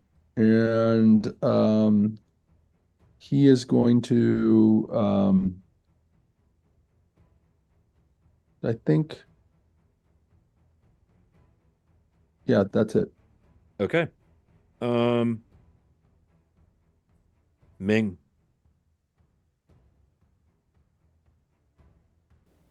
Okay, so there is an ogre that is engaged in melee with Tonwall. Is that correct? Yeah, and she's restrained by this bolus. You know what a bolus is, right? Like a three Yeah. little things that you throw that are connected by twine or rope or whatever. These are connected by like lightning, magical energy, and they hit her with like a thunderclap. I learned about those in the 80s, but from watching the Beastmaster movie. Ah, okay. I learned about them from Battle of the Planets. Nice. Nice. Yeah. Okay. Well, if I can get to that ogre that's standing over her, I would like to do that. Dead. Yeah, the ogre's dead. Ogre's Oh, deceased. the ogre's dead? Yeah, it just Oh. got fried by lightning. Oh, okay. Yeah, Well, so You the killed ogre's it by down. thinking about it. I There's a guess so. pair of orcs that are racing. They're almost to Bull, or about Sorry, 10 I feet missed behind that. Bull. Yeah, whatever is. I'll go after that one. The orcs? Yeah, the orcs. Yeah, there's two of them. Yeah. They're racing toward Bull. They're about 10 feet from him. I'm trying to remember which direction you ran. Did you also run? Oh, you ran straight left, straight opposite of the trees, right? Yeah, yeah, and I moved 30 feet away from the initial. Yeah, because you did like a impact dashy zone. double, do dippy thief thing. Yeah, Yeah, very yep. cool. So if I can get to can I get into melee with anybody, Um, or am I too far away, or what's? Actually, what's interesting is the rocks have disappeared. Oh, okay. Yeah, and the timing of that, when the giant threw the bolas, the rocks vanished. So no more difficult terrain. So you're 30 feet from Tonwall and the deceased ogre. Okay. Bull is about, what did we determine, 15 feet up the road from that, up the trail in the direction Okay. you're headed. The orcs are 10 feet beyond him. So I can't get to And any. the giantess is about 30 feet the other direction past Tonwall. So she would have been coming from behind you all. So can I get to the giantess? How much movement do you have? I have 30 feet of movement. I could potentially use my bonus action to dash if I need If you bonus to. action dash, you can be there. Okay, so I will bonus action dash to get to that individual, the giantess. Yeah, and she's This is she's dumb. I'm gonna get killed. All right. smelly and large. Yeah. She's got this almost like a totem-y staff thing with like bones and little skulls hanging off of it. It's got like a stone with a big rune carved in it that she's kind of doesn't look like a club so much. And she's just, howling with, she's still got like electrical energy. I mean, she just took 100 points lightning bolt damage, man. She's not in a good mood. No. All right. Well, look, is the dog still alive? Oh yeah, the wolf is up. All right. Tonwall's up, but she's restrained. She's looking restrained. rough. She's gotten absolutely. All right. So here's what happens: is Ming starts running towards the giantess to try to intercept it before it gets to Tonwall. He's gonna race up. He's drawing his scimitar and he's got his knife in his other hand. And as he passes by Tonwall, he's like, "Just stay put." and he closes the distance, and he's going to just leap into the air with his scimitar. This is probably the last thing he's ever going to do. He's going to leap into the air with his scimitar and dagger and try to attack this angry giantess. Okay. I mean, that's a thing right there. I think so. It's probably really cinematic. I'd like to grant you inspiration for this. Oh, okay. Thank you. I'm going to use it right away. I'm going to use it. Pretty nice. I'm going to use it. I might need it. Might come in handy. Yeah. All right. So here we go. This is the first attack with the scimitar. Ooh, 19 on the die. That's pretty good. Thank you for the inspiration. She's an armor class 15, natural armor. Okay. And you get close, and she smells rank. And she's got totems and rune carved things, hanging around, just very kind of almost shaman-y, if you will. Yeah, I like it. You get closer to that thing she's holding, and it very much looks like it could hurt. Yeah, she's got a strong grip. Yeah, big grip on that, big stone protruding out of it, runes on it. Yeah, this is way hotter than the Chimera encounter. Yeah, totally. Yeah. I can tell because I'm sweating. So a 29 will hit, is what you're saying? Oh yeah. Okay, all right. So 29 hits. So I'm going to, now the inspiration, is that the same thing as advantage? It's a reroll. So, you roll a d20 and you're like, oh shit, let me burn my inspiration and reroll. So now I am invisible. I'm invisible, correct? Still? Until you attack, yeah. Yeah. All right. So I will get advantage on the attack then. Is that right? So I will get my, so I'm doing a lot of addition here. I will do my sneak attack damage. I'm going to do my scimitar damage. I think you should. Yep. And then I'm going to pump her full of some divine energy. So I'm going to hit her with some smitey. So let's see. I'm going to go pretty high on this one, I think, because she's scary. She's real scary. Divine Smite, where is it? Yeah, she's going to be smited. Her teeth are yellow. Divine Smite, okay. Bits of meat and shit in her teeth. D8 per level. So I will do a second level spell slot to hit her with 2d8 additional. So that's, that should, hopefully this, okay. I'll just shut up and roll. Let me have it, buddy. I'm nervous. You want to roll high. Yeah, I know. Okay, that's not bad. 12, 16, 18 points of damage on the first one, including some divine radiant type stuff and some magical damage from the scimitar. I am now visible. I'm going to hit her with the dagger in my offhand. How much was the damage total? I think I said it was 12. It was 18. 18? Okay. Was it 18? Yeah. Yep, she howls in pain as you slash across her nicely proportioned chests. Yep. If I would, in my 12-year-old self, would have tried to cut the strap, but I'm not 12 anymore. Let's be honest. That's how we play D&D. All right, cool, so get him naked before you kill him. Yeah. No. All right, so I'm gonna attack with the dagger. Yeah. Killing blow coming up. That's gonna hit. I rolled a 14 and then I add 9 to that. So you're 23 good. to hit. So I'm gonna hit her with the dagger damage, and I don't get the sneak attack because I already did that. But I am going to pump another second level spell slot to bump up that damage. Couple D8s added on. Yep, there. Couple D8s coming in hot here. Giantess. Ooh, that's not bad. That's 14 more points. Nice. Okay. And then with my second attack, I'm gonna hit her again with my scimitar. Seems like the right thing. Yep. Come on. That's a 17 on the die. That's gonna hit. Well, you got that two-handed fighting style. That's very nice. Yeah. Well, I get 2 attacks with my main weapon, and then I'm using my. Oh no! You know what? I can't. Yeah, my offhand, but I can't do that because I already used my bonus action, so I'm done. Oh, that's right. You did to dash. Okay. So but you did 32 damages, so that's nice. Yeah, that's not bad. Where do you wish to end your turn? Are you just like attacking her and then dropping to the ground? I've used all my movement to get to her, so I'm just like I jump in the air, I come at her, I hit her, and then I just kind of like land maybe like off to her side, so that she might have to turn. Yeah, roll me acrobatics. Yeah, that's see if you like land on your feet or you're prone. Yeah, I'm gonna give you like a DC 14 on this because it's a little tough, man. You're trying to do 2 attacks. You're running full pell mell. You're kind of trying not to shit 14 your pants. that's as low as you'll go on that one? Yeah, I think it is. Okay. Yeah. All right. Well, I do have a +8 to acrobatics, which is great, but I rolled a 3. Shit. I rolled a 3, so it's an 11. Not so okay, great. so you don't take any damage or anything, but you fall prone. So yeah. See Ming just like hurl himself, like literally, quite literally. Yeah. It's heroic and cinematic all at once, and it's just a shame he's going to have to die. And then he falls on his ass. Yeah, and he falls down. So that was cool.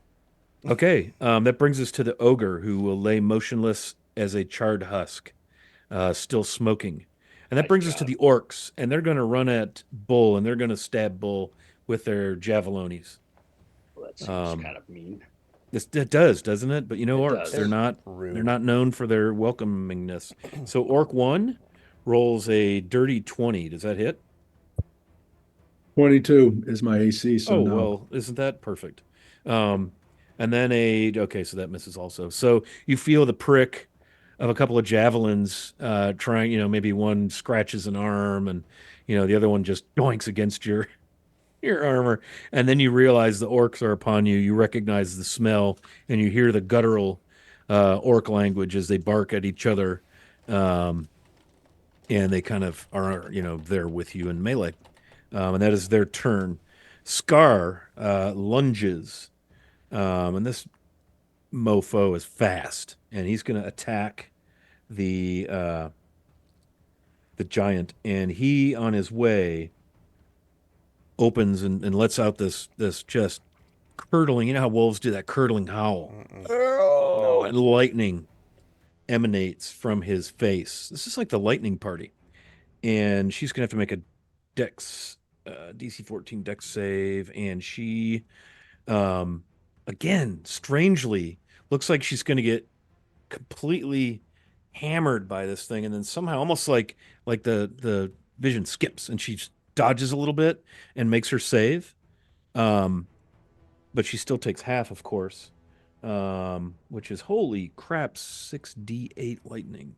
This wolf is no messing around. So that's 9, and 3 is 12, and 3 horrible damage rolls is 15. Half of 15 is 6. 7. Well, that was Do I hear 8? 8. Do I hear 8? Yeah. As the wolf runs over there to hammer her. It is her turn. He gets in within about 30 feet of her and breathes on her. Man, 68, and I did 7 damage. That's pretty sad. It's not good. It's her turn.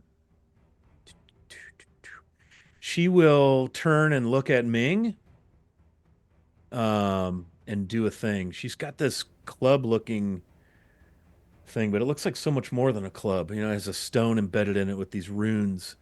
And she's going to pound you with it, apparently. I'm sure this will be fine. Don't worry about it. Again, my 12-year-old self would have loved this. Me, I'm I'm scared. So that's a crit, which is great because we roll damage twice here now, and then we add the mods. So that'll be. I knew this was a dumb decision when I did that, but whatever. Remember the last time you ran at the big thing? Yeah. Dude, I'm a melee fighter. I should have been the kind of guy that hides in the shadows and throws spells. It's 22 and 5. 27 bludgeoning? Yeah. Only 27? 27 bludgeoning. That's not bad. And 8. Oh. 9 is 17 thunder damage. Oh. As this thing pounds on your chest. You said 17, yeah. Yeah. Okay. Okay. Yeah, I'm not looking great. Yeah, so she pounds on you and just looks down at you, kind of like, wee little man, laughing at you, speaking, probably not favorable words in giant. And Bull, you can verify she's cursing at Ming. And then she kind of stands and looks at Bull and cocks her head and covers 40 feet in quite a surprising instant. Moves 40 feet to Bull, who was 45 away, so she's within 5 feet of you, which is probably closer than you wish. Yes, you may. You may, Dave. Oh, great. That makes me happier. Yeah, opportunity. Happier. Yeah, Yeah, go ahead. opportunity attack if I Yep. may with my She didn't seem terribly concerned with you, no, no, which nor should she you could be. take offense to that or not, but No, she's no, moved I off. understand. I totally get it. Yeah, I'll take a scimitar swing. My question is, can I use no, I probably can't divine smite. If I well, let's see if I hit first. No, no, I didn't even fucking hit. Okay. Yeah, she's What, a what am 15 I AC. doing? Roll the die, Yeah. Dave. Yeah. Okay. So, Bull, you now have a about a 15-foot tall and much of that wide, rather portly hill giantess, which for the first time in a long time, you're like, damn, I don't feel as big and badass, but you're probably pretty mad. I'm guessing there's probably that going on. And we're to Tanwal, and she is currently restrained, which is, not perfect. Let me see what happens with that. Okay, restrained creatures, energy. Target has restrained until the start. Okay, so she is no longer restrained because the start of the giant's next turn. So that would mean that the bolus rocks disappear and reappear in the giant's hand. That's pretty cool. And Tanwal lunges, and she's going to take a reaction. Well, it was her turn. She was unrestrained at the start of the giant's turn, so she can take an opportunity attack as the giant crosses past her. So she will use the opportunity to do so, and she's going to cast. Oh, you can't cast a spell as an opportunity attack, can you? If you have Warcaster feat, you Warcaster. can. Yeah, she's not that person. So she'll just wait to her turn, which is now, to cast a spell. And in the theme of the day,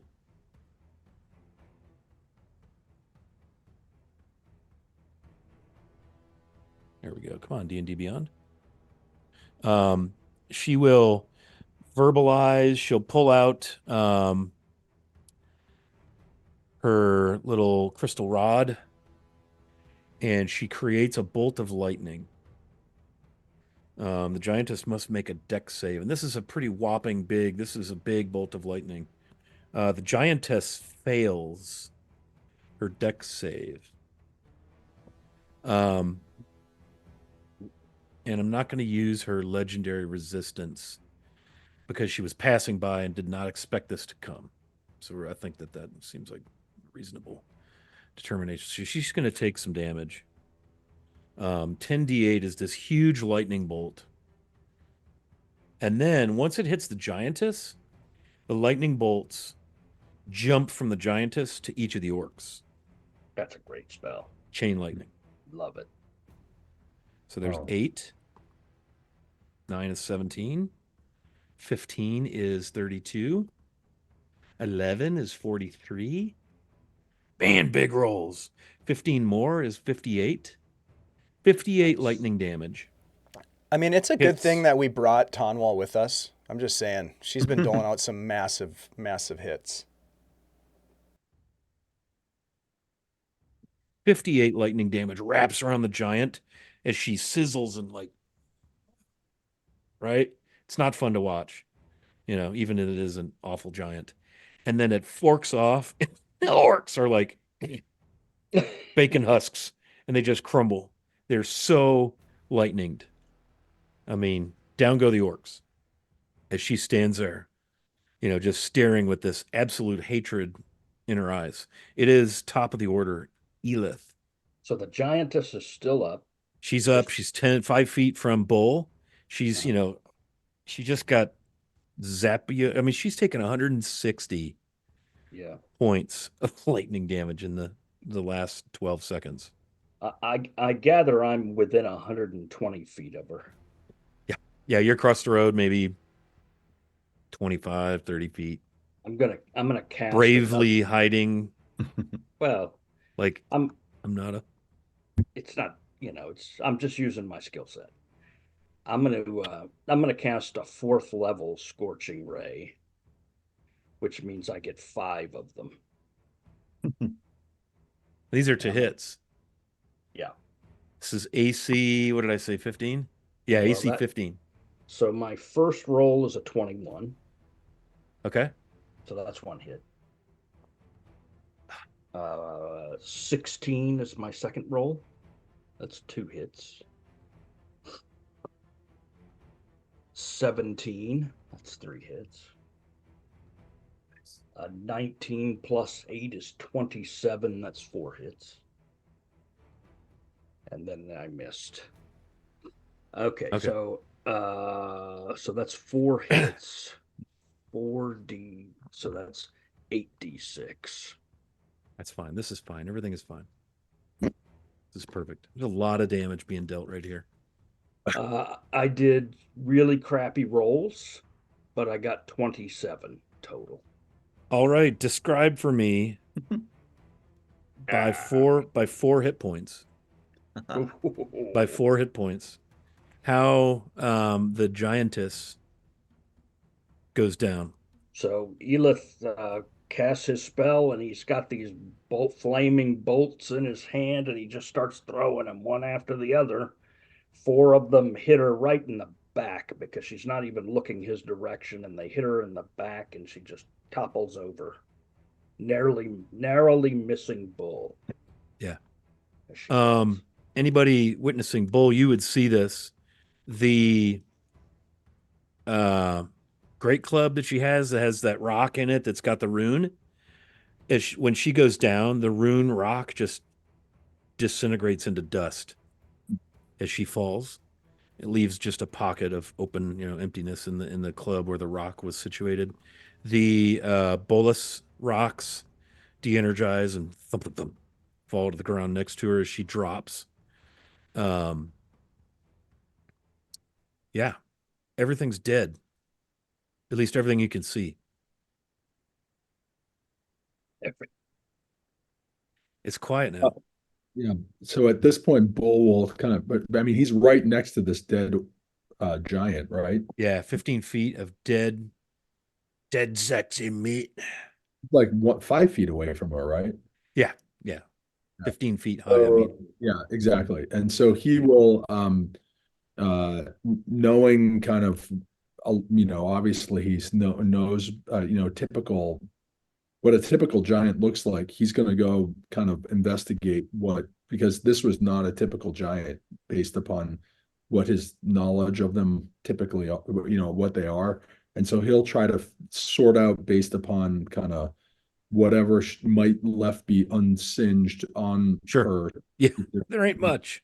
A lot of her, like her satchels and stuff imploded on a couple of the lightning strikes. Some of it's like smoking and smoldering, scorching rays. The club is laying there. You see some runes that look familiar on a stone that's on like a leather thong, a braided leather thong around her neck. And it's the same rune N that you've seen, you picked up off of the evidence from the farm. Right. Her belongings seem to be pretty well torched in the satchel. Everything's burnt, but there's a glob of gold that maybe used to be coins that has been fused and welded together by electricity. Hard telling how much is there.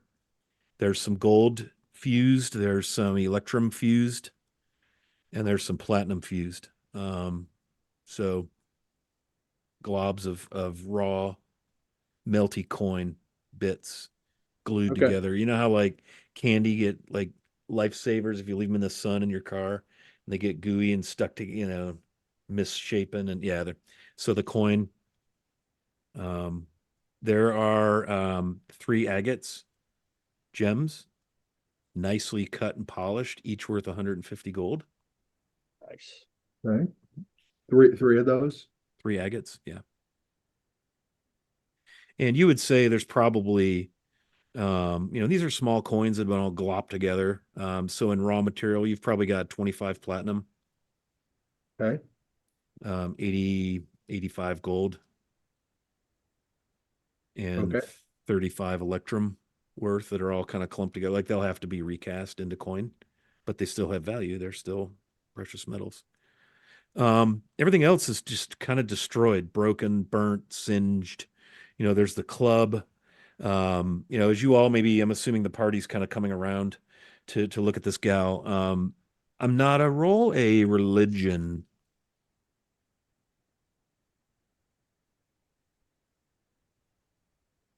8. 8. Yeah, you would say just Catholic. That this, would you say Catholic? Yeah. No. This giantess is probably a druid of some sort, that, would worship some sort of evil nature-based deity, like an evil shaman, because hill giants are chaotic evil. They're nasty. And she was certainly here to kill you. So you would guess that this thing was a druid of some sort, that worships some sort of evil nature god deity. You're confident that that's where the rocks came from the sky. They were probably a spell or something.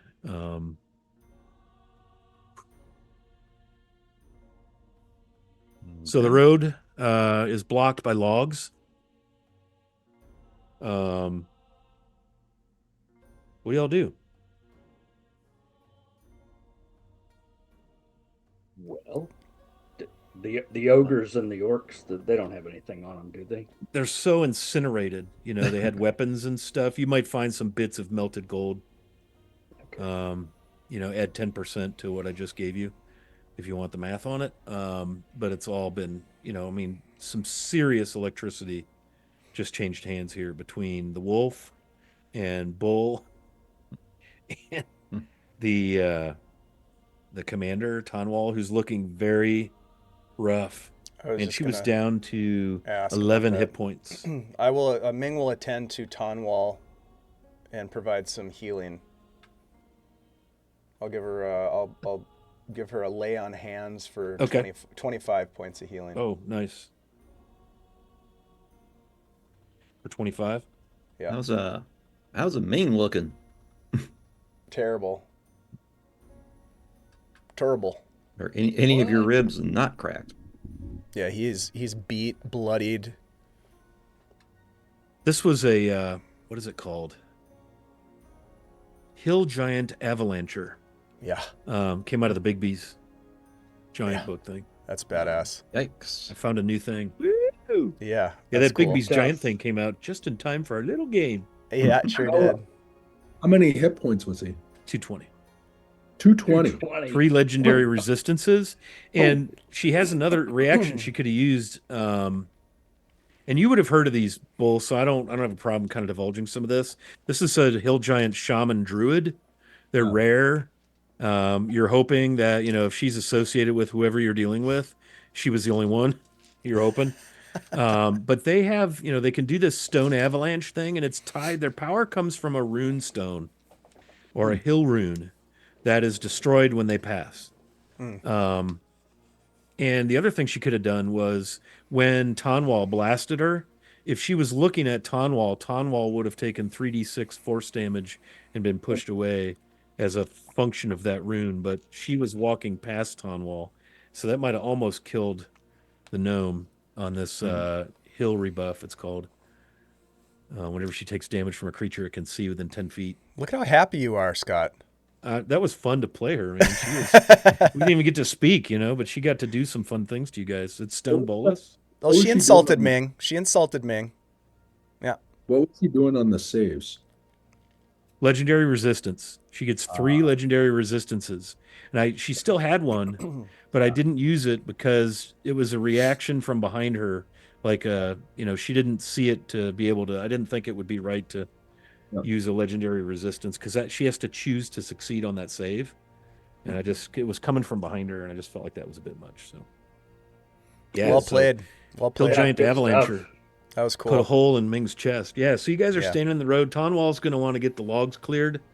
And her only takeaway is she's really concerned because how the fuck does an ogre, 2 orcs, and a hill giant set up shop on the road her crew maintains and guards? Like, this doesn't bode well for whatever y'all are going to find. Yeah. Yeah. I mean, I'm sure it's fine. There's, the McDonald's shake machine probably went down or something. That's all it is. Who wants to tell her? Well, she's going to find out for herself. She's concerned that this does not bode well for the state of affairs at the Piney Crag. And I think that's a great place with this ominous backdrop of delicious music. Thank you, Tabletop Audio. Is that who? Yeah, Tabletop Audio. Yeah, very nice. Good stuff. Well, let's out. Just before so we don't forget it next time, Dave, I just dropped a Cure Wounds on you for 32. Oh, nice. Thank you very much. I will do that right now. Appreciate that. Yeah. Wow. Yes. I want to drop an inspiration on Elith for the clever use of the invisibility, because you'd have been made into Elith paste. That ogre would have turned around and said, "What the fuck is this?" And pounded you with that great club with the spikes. That would have been. Man, ogres are so nasty. I have like nightmares about ogres after playing the Moat House. Oh yeah. Lareth the Beautiful, and what's that ogre's name? He's nasty. Yeah. He almost killed a few of our. Yeah. He's brutal. And the way the DM Wendell, what's his name? It'll come to me. Anyway, the way he played him was just brutal. It was so good. Okay, let's do some outros. We'll park right here. Tanwall's going to want to get the road cleared. Probably going to be kind of a grim last couple hours up to the outpost. And look, it's only 10 in the morning and you guys are already nicely depleted, nicely softened. Yeah. That's perfect. Nasty. Yep. Okay. So let's do some outros. Doc, Bull, what do we need to know about you leading out of here? Yeah, no, thanks. This was great. 2 big battles, and I think we at least survived, so it's all good. I'm here playing once a month, maybe with Wiley, and then I've been part of Dave's Shadow Dark game on his channel. Super fun.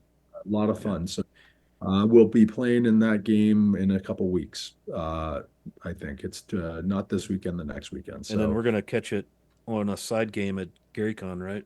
Oh yeah, do a little Shadow Dark. Yeah, good. At least one. Lots of it, I think. Yeah, personally, I think we'll be playing a lot of Shadow Dark. They'll be fun pickup games. I'm just playing. So looking forward to it. But awesome. Thanks. All right, man. Thanks, Bob. Doc. All right, Carl. I'm Nada. Hey. Yeah, man. Once again, I'm Carl. Carnage on the Discord is both with a K. You can catch me here when we play this game, kind of once a month. I'm also in another game, same channel here with Scott and Chris when we play that one regularly, semi-ish. Once a month-ish. Month-ish. Coming up on the 11th of November, we'll be, 11th of February, sorry. February. Where that came from. Super Bowl Sunday. We gotta win in November. Preview to the Bills Super Bowl matchup will be that game. I'll be fine. It'll be fun. No, this is a lot of fun. It's kind of fun to play high level characters and get to do some really cool stuff. Yeah. Yep. Get tested a little bit too, man. You guys, I'm guessing there was a couple puckers. I know Ming has gotten hammered pretty good. Let's hear from Ming. How we doing over there, man? I mean, he's getting his ass kicked every single combat, which is pretty fun. I'm loving it. He's definitely melee in a world where you should keep your distance. So, Giants. Yeah. Giants are tough. Giants are tough. This party is equipped well and built well to deal with this type of thing, because it's not going to be walking in the front door murder hobo. I mean, you're welcome to do that. I think it would be delightful on my side to have you do that. But you're going to have to probably be smart and stealthy and crafty, and because who walks into a giant's,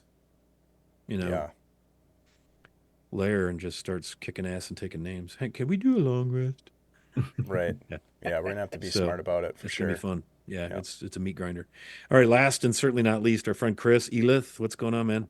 Hey everybody, Chris WikiVA on Discord and Twitch. Thanks for having me. Great game. Love playing with you guys. If you want to see me play D&D, you basically have to come to this channel, because I play in this game and I play in the game with Carl and Scott.